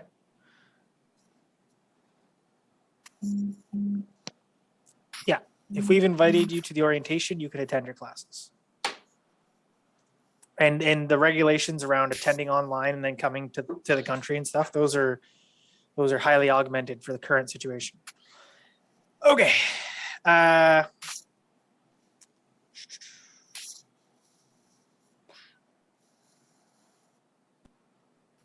Recordings will be emailed out. Okay. I have a list from yesterday and today. You guys will get all the recordings as soon as I have time today. Okay. So last portion, last stretch of our orientation. Here we go. You guys better be ready. Just paying attention. Laser focus. Okay. I'm having fun. Okay. I see you guys. I see the people that have their cameras on. I see you. I know you guys are into it. Okay. Last bit here. This is this next bit could potentially be the most frustrating for the most of you. Okay. So pay attention to the things I'm saying. If I'm going too fast, you will have the recording to watch. If you don't get this next portion today, that's okay. You will get it at some point, and it will be, you will be able to work with this next part, because the next part is called Proctorio, and it's an online proctoring tool. What this means is that when you're doing a test online, we are required to make sure that you aren't cheating. I'm not saying that any of you will. What I'm saying is that we have to make sure that you won't. Okay. This means no looking at phones. This means, where's my phone? Okay. Sorry. See, here's my phone. I'm looking at it right now. Not you guys, my phone. See how obvious that is? If I'm looking and doing my test, I look here. Phone, test, phone, test, phone, test, right? Okay, cool. Rahul's laughing because I make a fool of myself because that's how easy it is to see. And I don't want to see any of it happening, because going back to that academic integrity stuff that Tia was talking about, ultimately you can be kicked out of school for something like this. I don't want that to happen to any of you. Has it happened yet? No. Have I failed students on their tests because they're cheating? Yes. If you email me because you cheated on a test and it was as blatant as that, I'm not there. Oh, sir, please give me this grace, give me that grace. No, there is no grace. It is very serious, because I like to explain it like this. Academic integrity does not only affect your grade and your position, it affects everyone's certificate and diploma. Because if Rupinder, I'm going to use it as an example, okay? I'm not using you as I'm not saying that you will. If Rupinder cheats and she manages to graduate, she may not know all that information, but and she goes out into the workforce and her employer employs her, and she doesn't know all the information. Her employer goes, oh wow, like I hired that person from Sault College and they didn't know everything. Ugh, that's not so good. I'm not going to hire someone else from Sault College. And then the next business is speaking to that business, and they, Sault College people, you know. That's the problem with having lax academic integrity issues or academic integrity policies, is word gets around. Okay. I have to be as strict as possible. Your instructors have to be strict as possible. You're here to learn. You're not here to just pass, just cheat. Okay. So learn the material, spend the time. If you're having trouble, ask your instructor before the test, not during or after. Okay. That's the big reason that we make sure that this stuff's happening. Now, there's my academic integrity bit. I'll mention a few resources later that help you with the plagiarism side of things. Okay, academic integrity comes mainly into focus when we're doing a test because we don't want you to cheat there. Okay.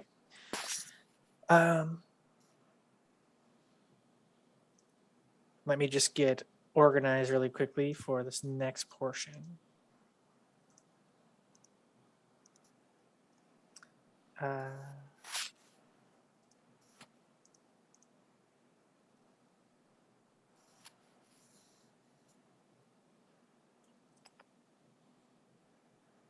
Cool. Okay. I am organized, I swear. I'm here, guys. And here we go. Okay. Take that over there. Okay, so I'm back in Brightspace because Proctorio works together with Brightspace to do this. Brightspace holds the test, Proctorio records you, okay? To download Proctorio, what you do is you go, if you're in your semester overview, you can download it right now by following the next few steps. Click on Academic Integrity, click on Proctorio, and you'll notice that there's this link right here. Let me, and I'll circle it. Oh, not that one, this one. Whoop. Secure Exam Proctor. This is where the process for downloading this tool starts. So we're going to click on Secure Exam Proctor. You're going to click on getproctorio.com. And then you're going to click here. You'll notice that there's actually a step 1. Oops. That's already been done right here.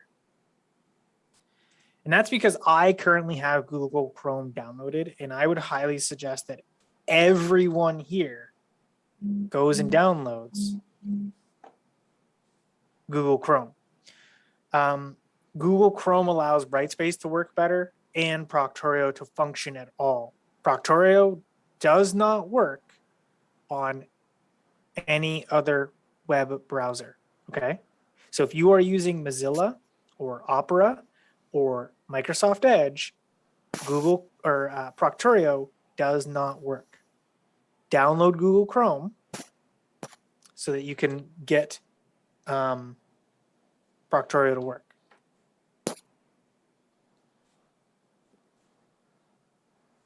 Okay. So then the next step after I've downloaded Google Chrome, you click on Install Proctorio Chrome Extension. Takes you to the Chrome Web Store. You click Add Chrome, Add Extension, and it will start to download. At this point, mine downloaded really quickly. When that turn on synchronization thing comes up, I tend to not click on it, okay? I don't sync it through all my platforms. I just have like the one browser that can use Proctorio. I'm gonna close these tabs. You don't have to, but I do. When you come back to this screen, it should show this should change to a particular message. I'm going to show you guys exactly what that looks like, but I have to log back in to do it.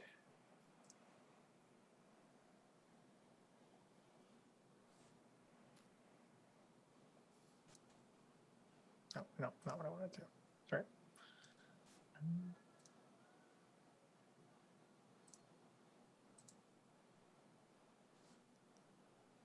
Okay, so if Proctorio has been downloaded properly, you will get this message telling you that it has been downloaded properly right here. Successfully installed. Okay, if you have done that, then you have downloaded Proctorio properly. And everything from here should work well. Now, I'm not saying that it will. There are little bits that you need to be patient with, and you just need to ask for a little bit of help because there's some extenuating circumstances or some things that will stop it from working properly. Now, to show you what everything looks like, and in your semester overview, you guys can try this along with me. You don't have to wait for me to do it. You can try it along with me. The only thing that I ask is realistically,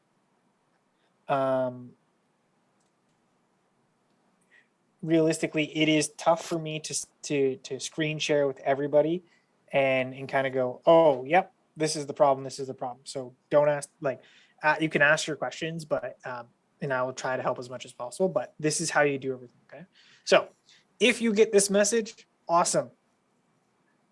Attempt the pre-quiz. So go to quizzes and you'll have this proctored pre-quiz, remotely proctored. If you click on that, it'll start the test for you, okay? So if you come in, and this is something really important to remember for everybody, okay? When you come in, if it has a password here, something is wrong, okay? It means that your Proctorio isn't working quite right.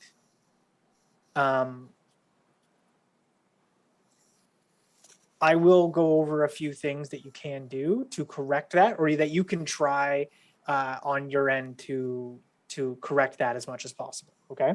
But I'm going to show you what Proctorio looks like normally first, and then I'll break it and we'll try and troubleshoot it a little bit. So if everything's working correctly, you've downloaded Proctorio, you come here, your instructor says, hey, yeah, go do the test. You come in, you'll just click start quiz, and it will start by getting you into the quiz. Now, a few things to note here.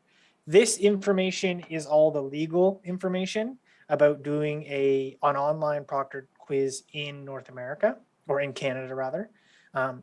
The data, so the recording itself, will be stored in Quebec City for 6 months, and then it will be deleted.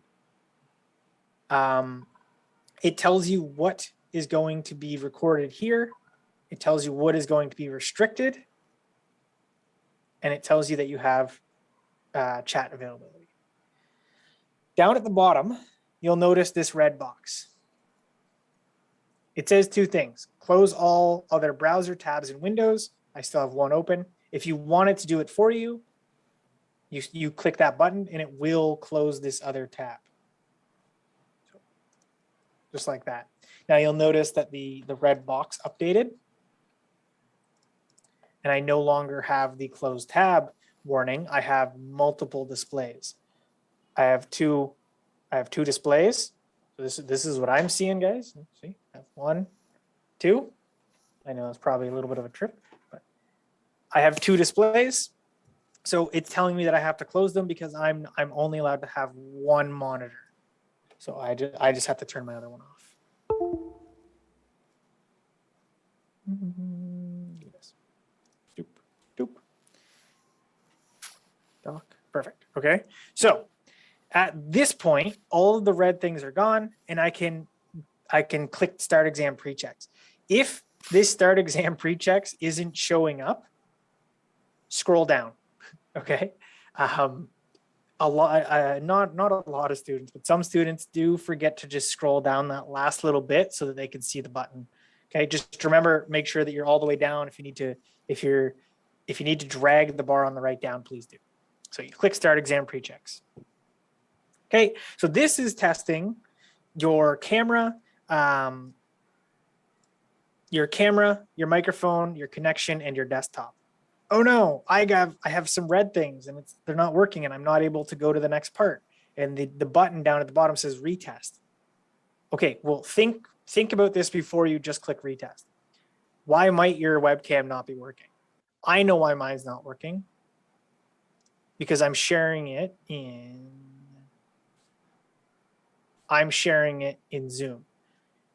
Okay. In some cases, you might be sharing it in Microsoft Teams and you'll get the exact same message. So you have to turn your camera off in Microsoft Teams. And you'll have to, the microphone seems to not test out. Okay, well, I think I fixed the camera issue. Let's test it. Oh, camera's working. Microphone's working.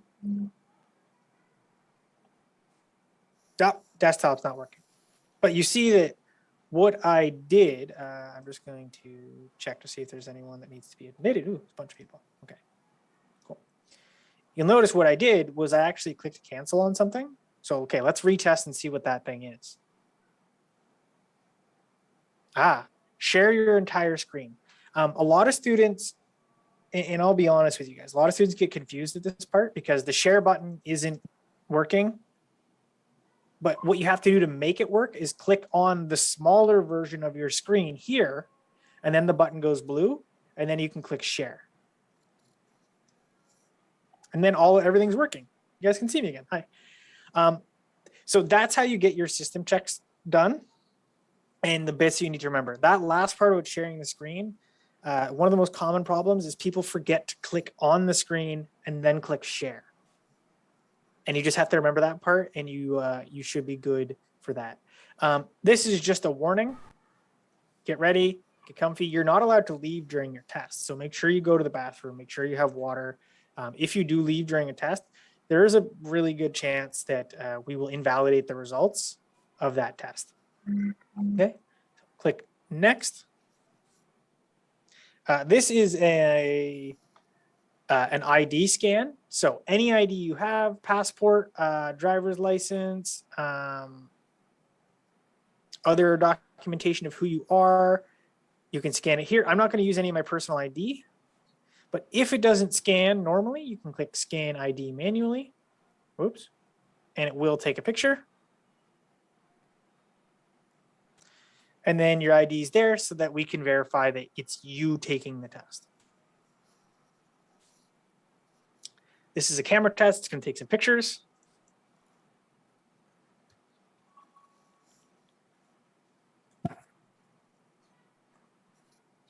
It took the pictures. Now, this next part is actually really important because it allows us to know that you are doing the test in an appropriate environment with no people helping. I'm just going to admit these people helping you, okay? And this is a 360 room scan. It says here, your institution requires you to scan your environment. Okay, it's going to ask you to do this.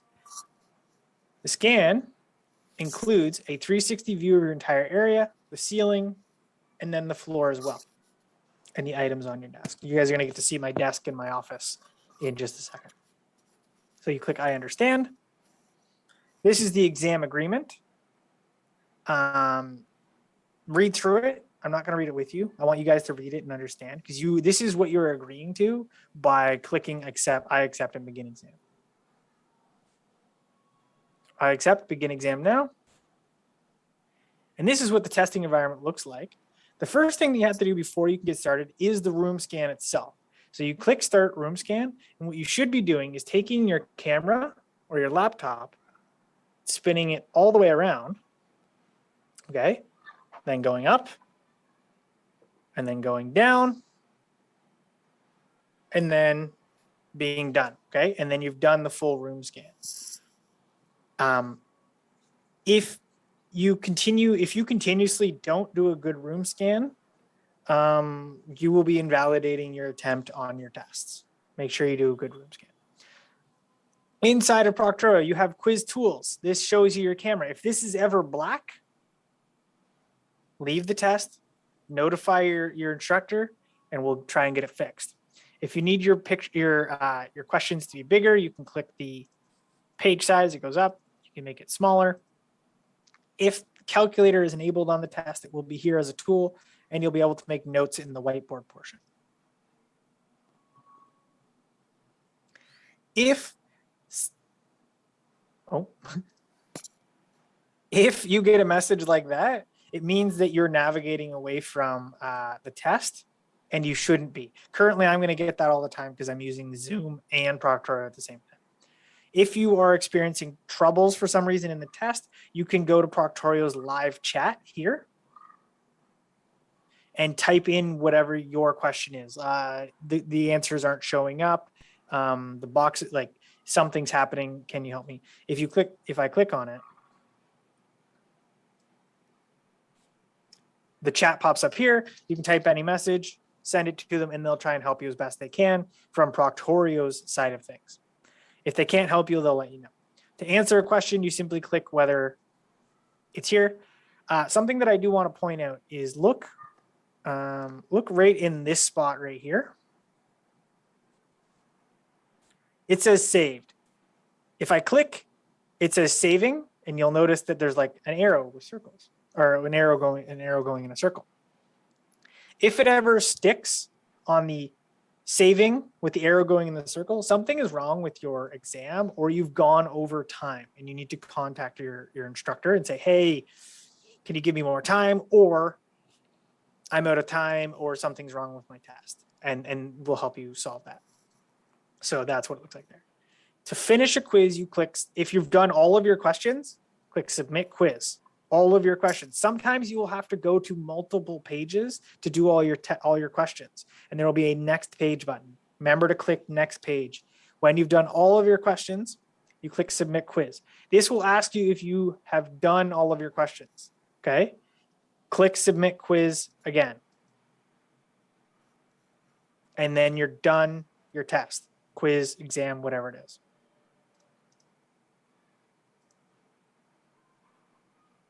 Okay, I'm going to turn on my monitor and my camera. Turn it off. Oops. Those tools over there. Okay, so that's the normal process of how you do a test in Proctorio. Yeah. Few problems might come up.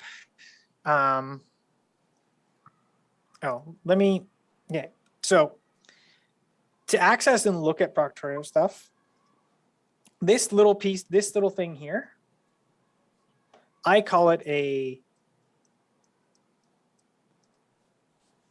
puzzle piece. Okay. So if you're ever in a call with me and I say, click on the puzzle piece, this is what I'm referring to right here. Okay. There's this weird little shape with the little knobby knobs on it and the chunks taken out of the side. This is I call it a puzzle piece. It's your extensions, but either way. So if we click on that, say you can't get into the test.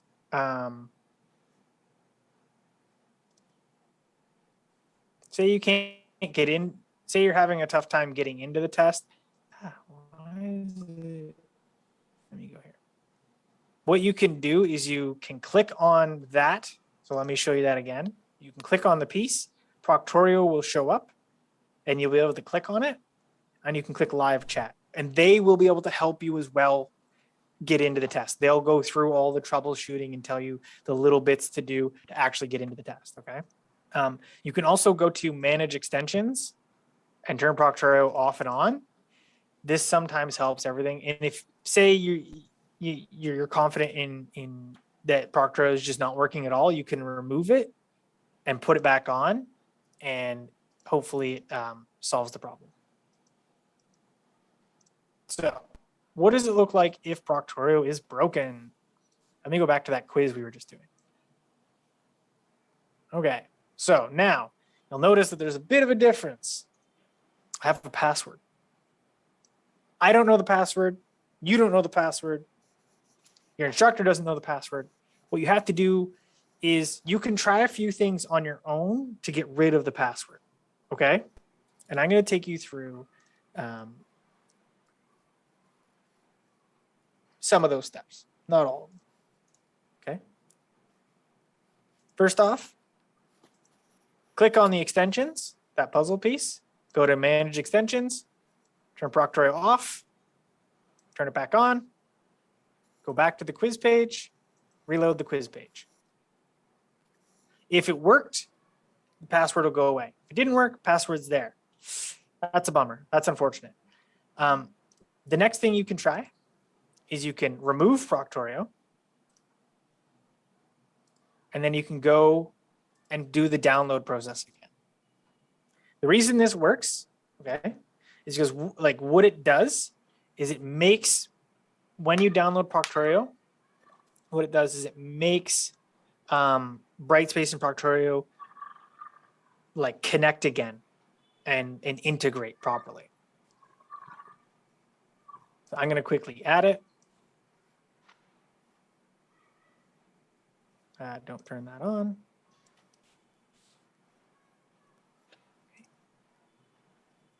And let's see if it worked. Oh no, it didn't work. Shucks. Okay, that's okay. Sometimes there's other little steps that you can follow to get this to work. One of the biggest ones that that I can only suggest to every student here is this thing, this profile picture right here next to the puzzle piece. If you click on that, you guys, it's not gonna let me do it, is it? You guys down here below guest, oop, go away. Down here below guest, you'll have add, and you'll be able to make another Chrome profile, like a completely blank one. I would suggest that you make, I can't do it because this is a company computer, but you guys can on your personal computers. Make a new profile, call it Proctorio, download Proctorio again onto it, that specific profile, and try and access the quiz. 95% of the time, it fixes the problem. This specific problem that I'm having with this test, I know exactly how to fix it, but it's a very, very specific problem. So if you're having that same problem where you're not getting the password, create a new profile, download Proctorio, go back into the test, try it out. Okay. Yes, Monica, I've said a few times that the password for the pre-quiz is not given. At no point, really, will you ever be given the password to the quiz, ever, because you should be able to get in without using the password. Okay, now, the last thing that I want everyone to check out in terms of Proctorio is your internet speed. So sometimes what'll happen when I get in a call with you and I'm trying to help people with Proctorio stuff is I'll say, oh, can you do a speed test? So a speed test is checking how quickly your internet's going or how quickly the packets, the information is being sent across the internet. So speed test, go to this Ookla one, click go. Really shouldn't be doxing myself,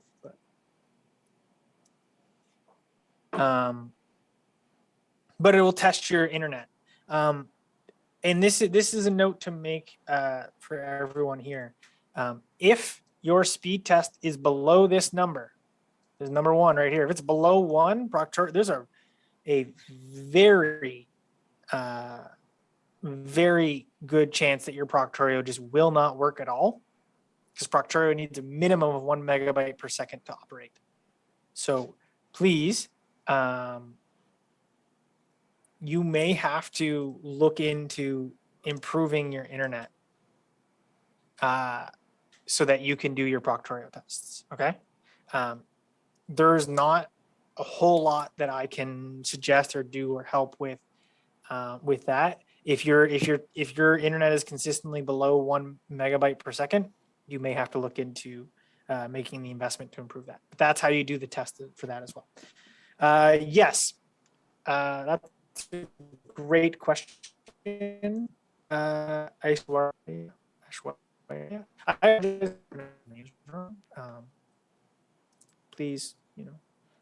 bear with me. But great question.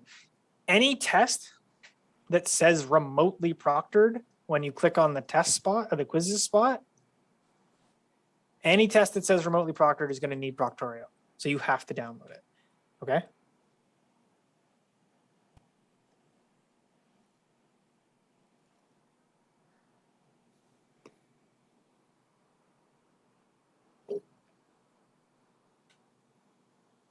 Okay. So that's Proctorio stuff.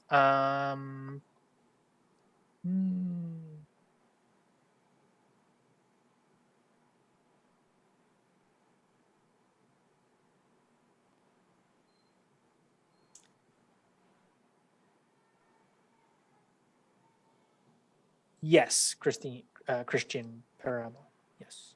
The answer is yes. Okay. Yeah, if you're going through and there's like a pop-up up here that's like allow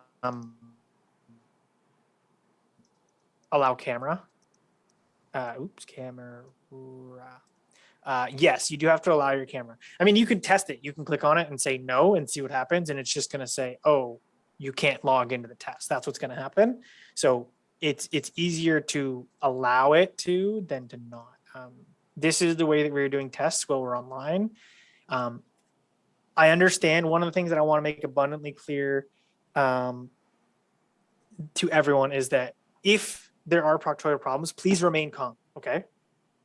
If someone else in your class is having a proctoral problem and they're freaking out, they're all like, I'm not gonna get my test, whatever, tell them to remain calm. Be that good friend that's gonna sit there and say, man, you're gonna get the test done, it's cool, just relax. You know, give the instructor some time. There might be a couple other people that they're helping. Or if they're messaging you, like you know this person in class, like messaging, oh man, can't get in my test, help me. Well, you might be doing your test. Don't talk back to them, right? You got to remain focused on your test. Or if you're going in and they're having trouble, say, oh, just message the instructor, be patient. Okay, everyone will get their opportunity at the marks in that test. I try my hardest to make sure that each and every one of you, when there's a test that you need to do, I try to make sure that's going to happen. Yeah, I'll cover a little bit about Brightspace in a second. Okay. So I just saw a bunch of messages pop in about where to do assignments and stuff. So I will show you an actual course and what it looks like. Give me 1 second. I'll share my screen.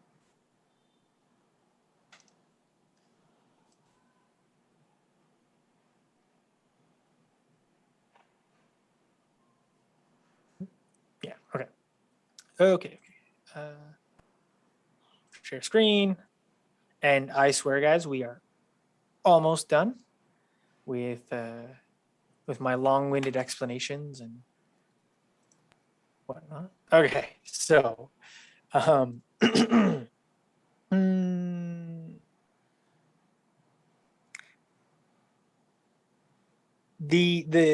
personal information, it is between you and the school. No one else will see it.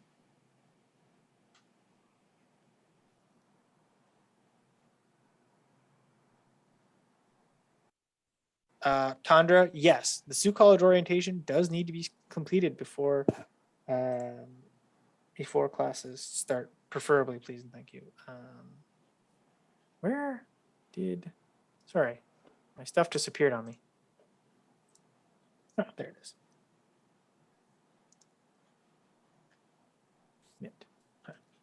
Okay, sorry. Okay, for assignments and things, we're just back into Brightspace. I've just gone to one of the first courses that's an actual course. So I click on it. I'm just going to make sure that I'm not going to show anything personal before I show you guys. Okay, cool, I'm not. Okay, so all I did was I went into a course. It normally loads in at this page. It looks like this. And if you're wondering about assignments, you click on assignments and then assignments again, and then all of you, everything will show up here. That is an assignment, okay? So like here in project management, they have to do a case study. They have to submit 2 case studies.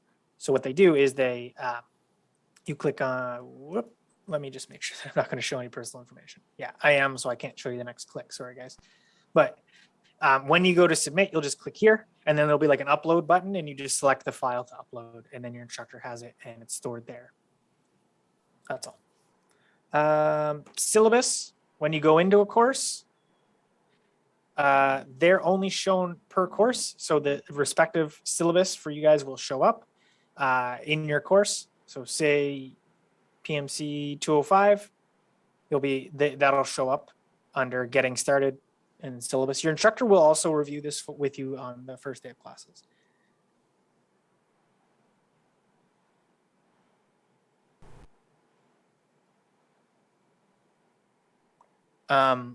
If any of you are having trouble, interesting.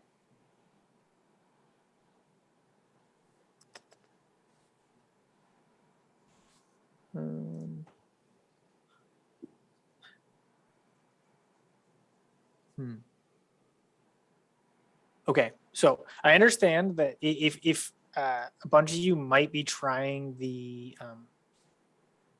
to do the Proctorio thing, okay, right now, don't worry too much about it. Number one thing, make sure you have Proctorio downloaded, okay? Make sure that you understand, hey, this is what I'm going to do. On test day, those semester overviews, there's something on the back end that doesn't like Proctorio with those specific pre-proctor quizzes, okay? I would, if your instructor might have the pre-proctor quiz in their course, try it there. Your instructor might try something with you to make sure that everyone's Proctorio works. But don't worry too much about it. I've shown you what it looks like. You know what the problems are. You know what some of the troubleshooting tips are. So when it comes to day of, just be patient.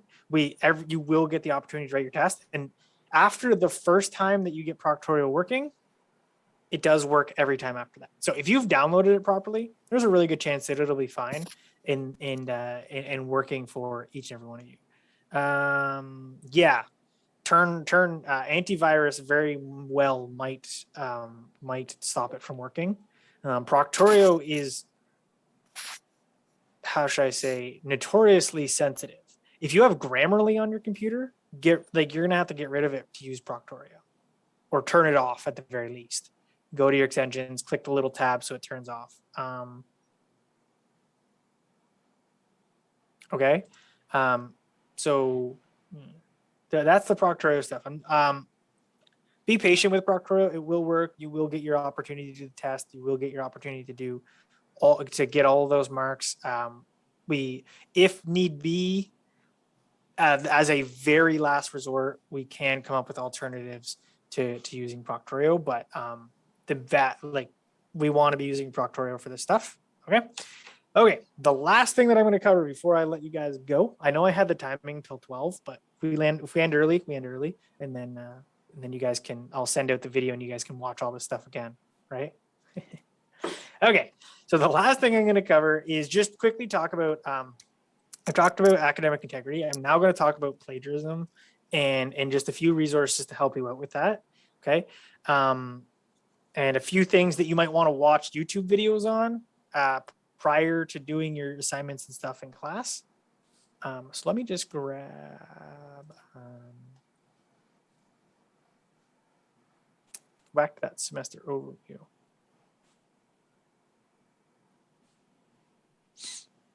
Okay. So okay. Yeah. Share screen.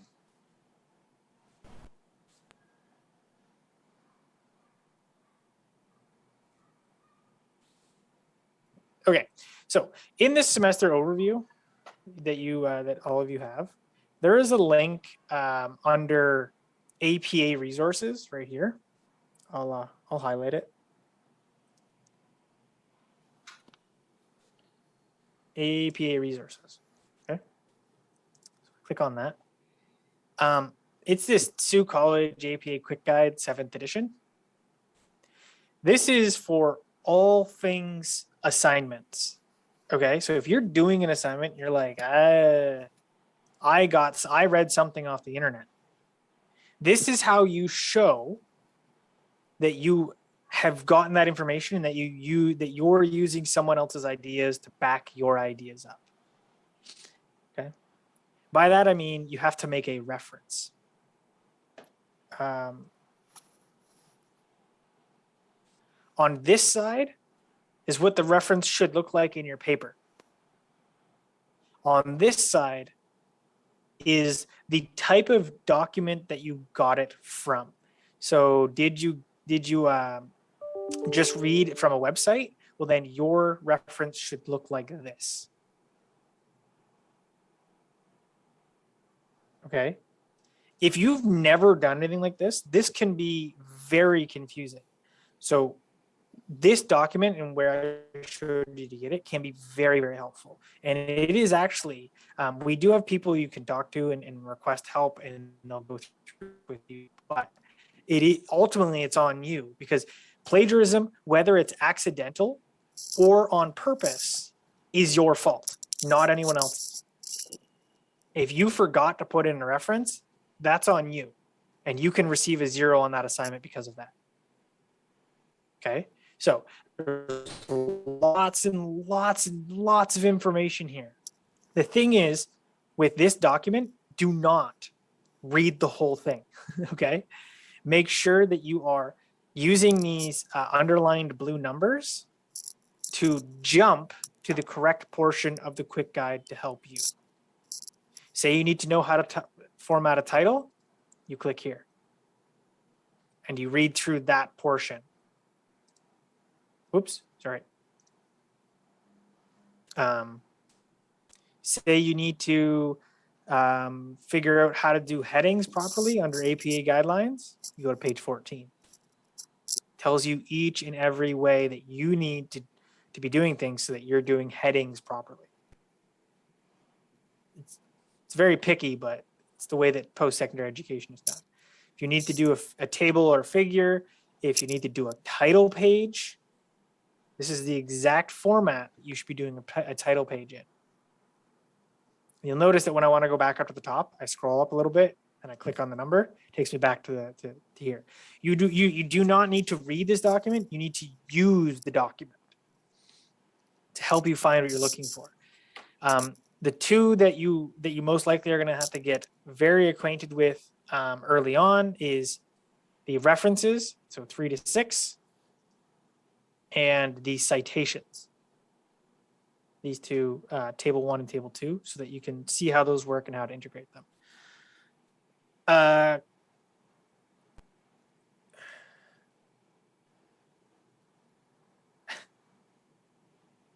Okay, yeah. So this is a great resource. I'll entertain a few questions about plagiarism and how those things function. Okay, because I'm getting a few. And if you've never heard of plagiarism before, that's okay. We want to work with you. I'm gonna send everyone a name, okay? And this is someone that you can use if you're. I would suggest that you reach out to this person only if you're confused and your instructor instructors explained it to you and you need extra help. Okay, this is an extra help person. Your instructor is the first person to get help from. Then you go to this person. Okay, her name is Helen Gutos. Atia mentioned her earlier. So Helen specifically isn't just for avoiding plagiarism. She is everything to do with English. Okay, everything to do with English. You don't know how to write an assignment? I might say, hey, Helen, do you have 15 minutes to explain some ideas to me after you've talked to your instructor? Helen is one person, and if all 400 people that have been in this call all day contact Helen at once, she will not have time to do all that. So wait until Tuesday, start your classes, see what the instructor will explain the assignments. They'll say, oh, you need to do this. You need to open up a Word document. You need to type these things. You need to X, Y, like, step 1, step 2. The instructors will do that. If that is like making no sense and your instructor's explained it to you again, I would then reach out to Helen and say, hey, I need a little bit of help. Do you have 10? Do you have 15 minutes? Go over this with me, okay? She's, by all means, she's more than happy to do it. But she's only one person. If 500 people are all saying, I need your help, I need your help, she may not be able to help each and every one of you in an efficient amount of time.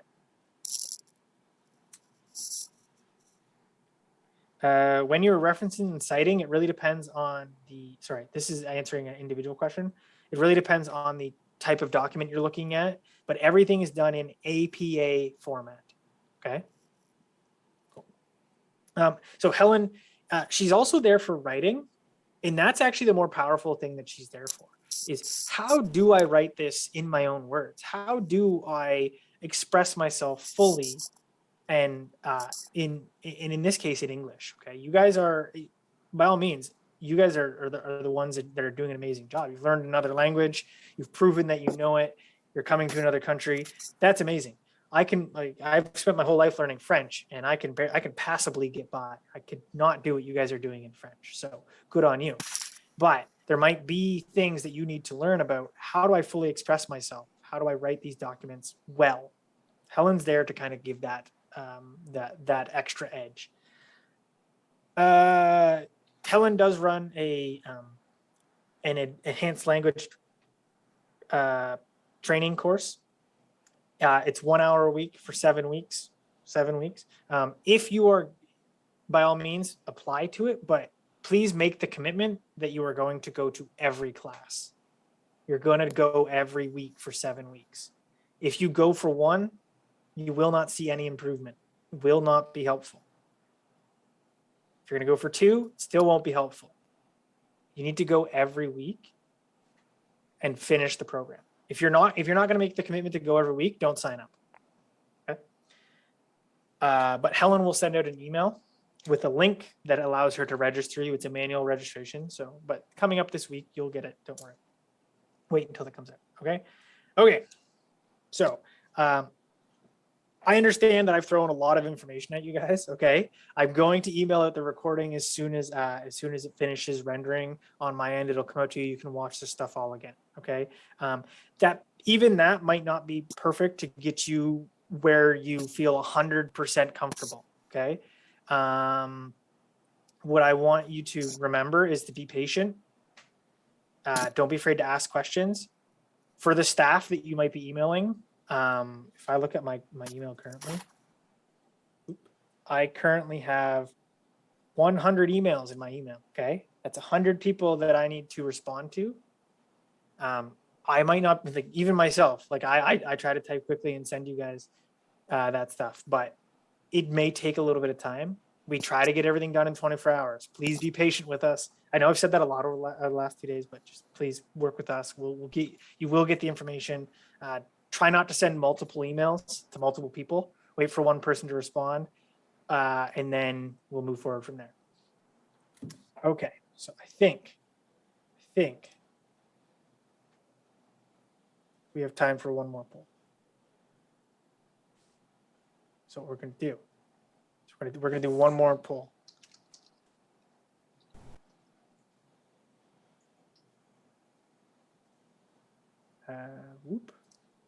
Submitting those last few people. We have time for one more poll, and then I'll let you go.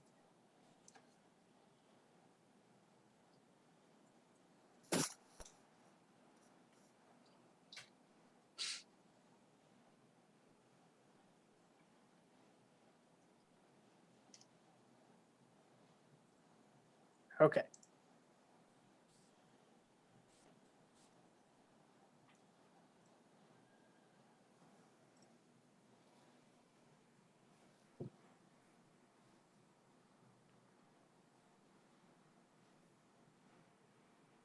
Okay, here it is. First day of classes. Are you excited? Are you nervous? Or are you just currently sleepy at the moment?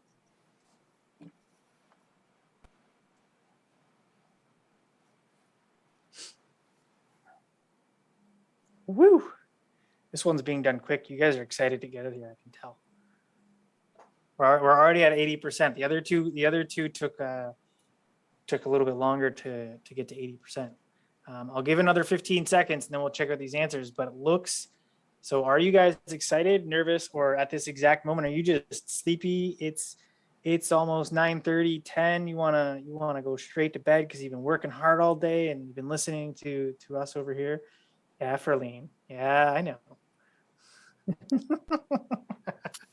Sorry, guys. I don't mean to pick on people. I just have a lot of fun. Rupinder, thank you. Ferline, thank you for that. I know Rahul, you were getting picked on a little bit earlier. Elka, I said your name. Thank you all for being super patient, and thank you for being patient going into the future. I'm going to end the poll now. Here's the results. 66% of you are excited.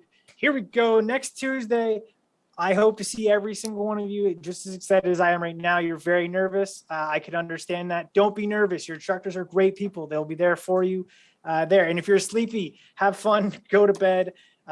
Thank you for your time today. We'll see you next week. And,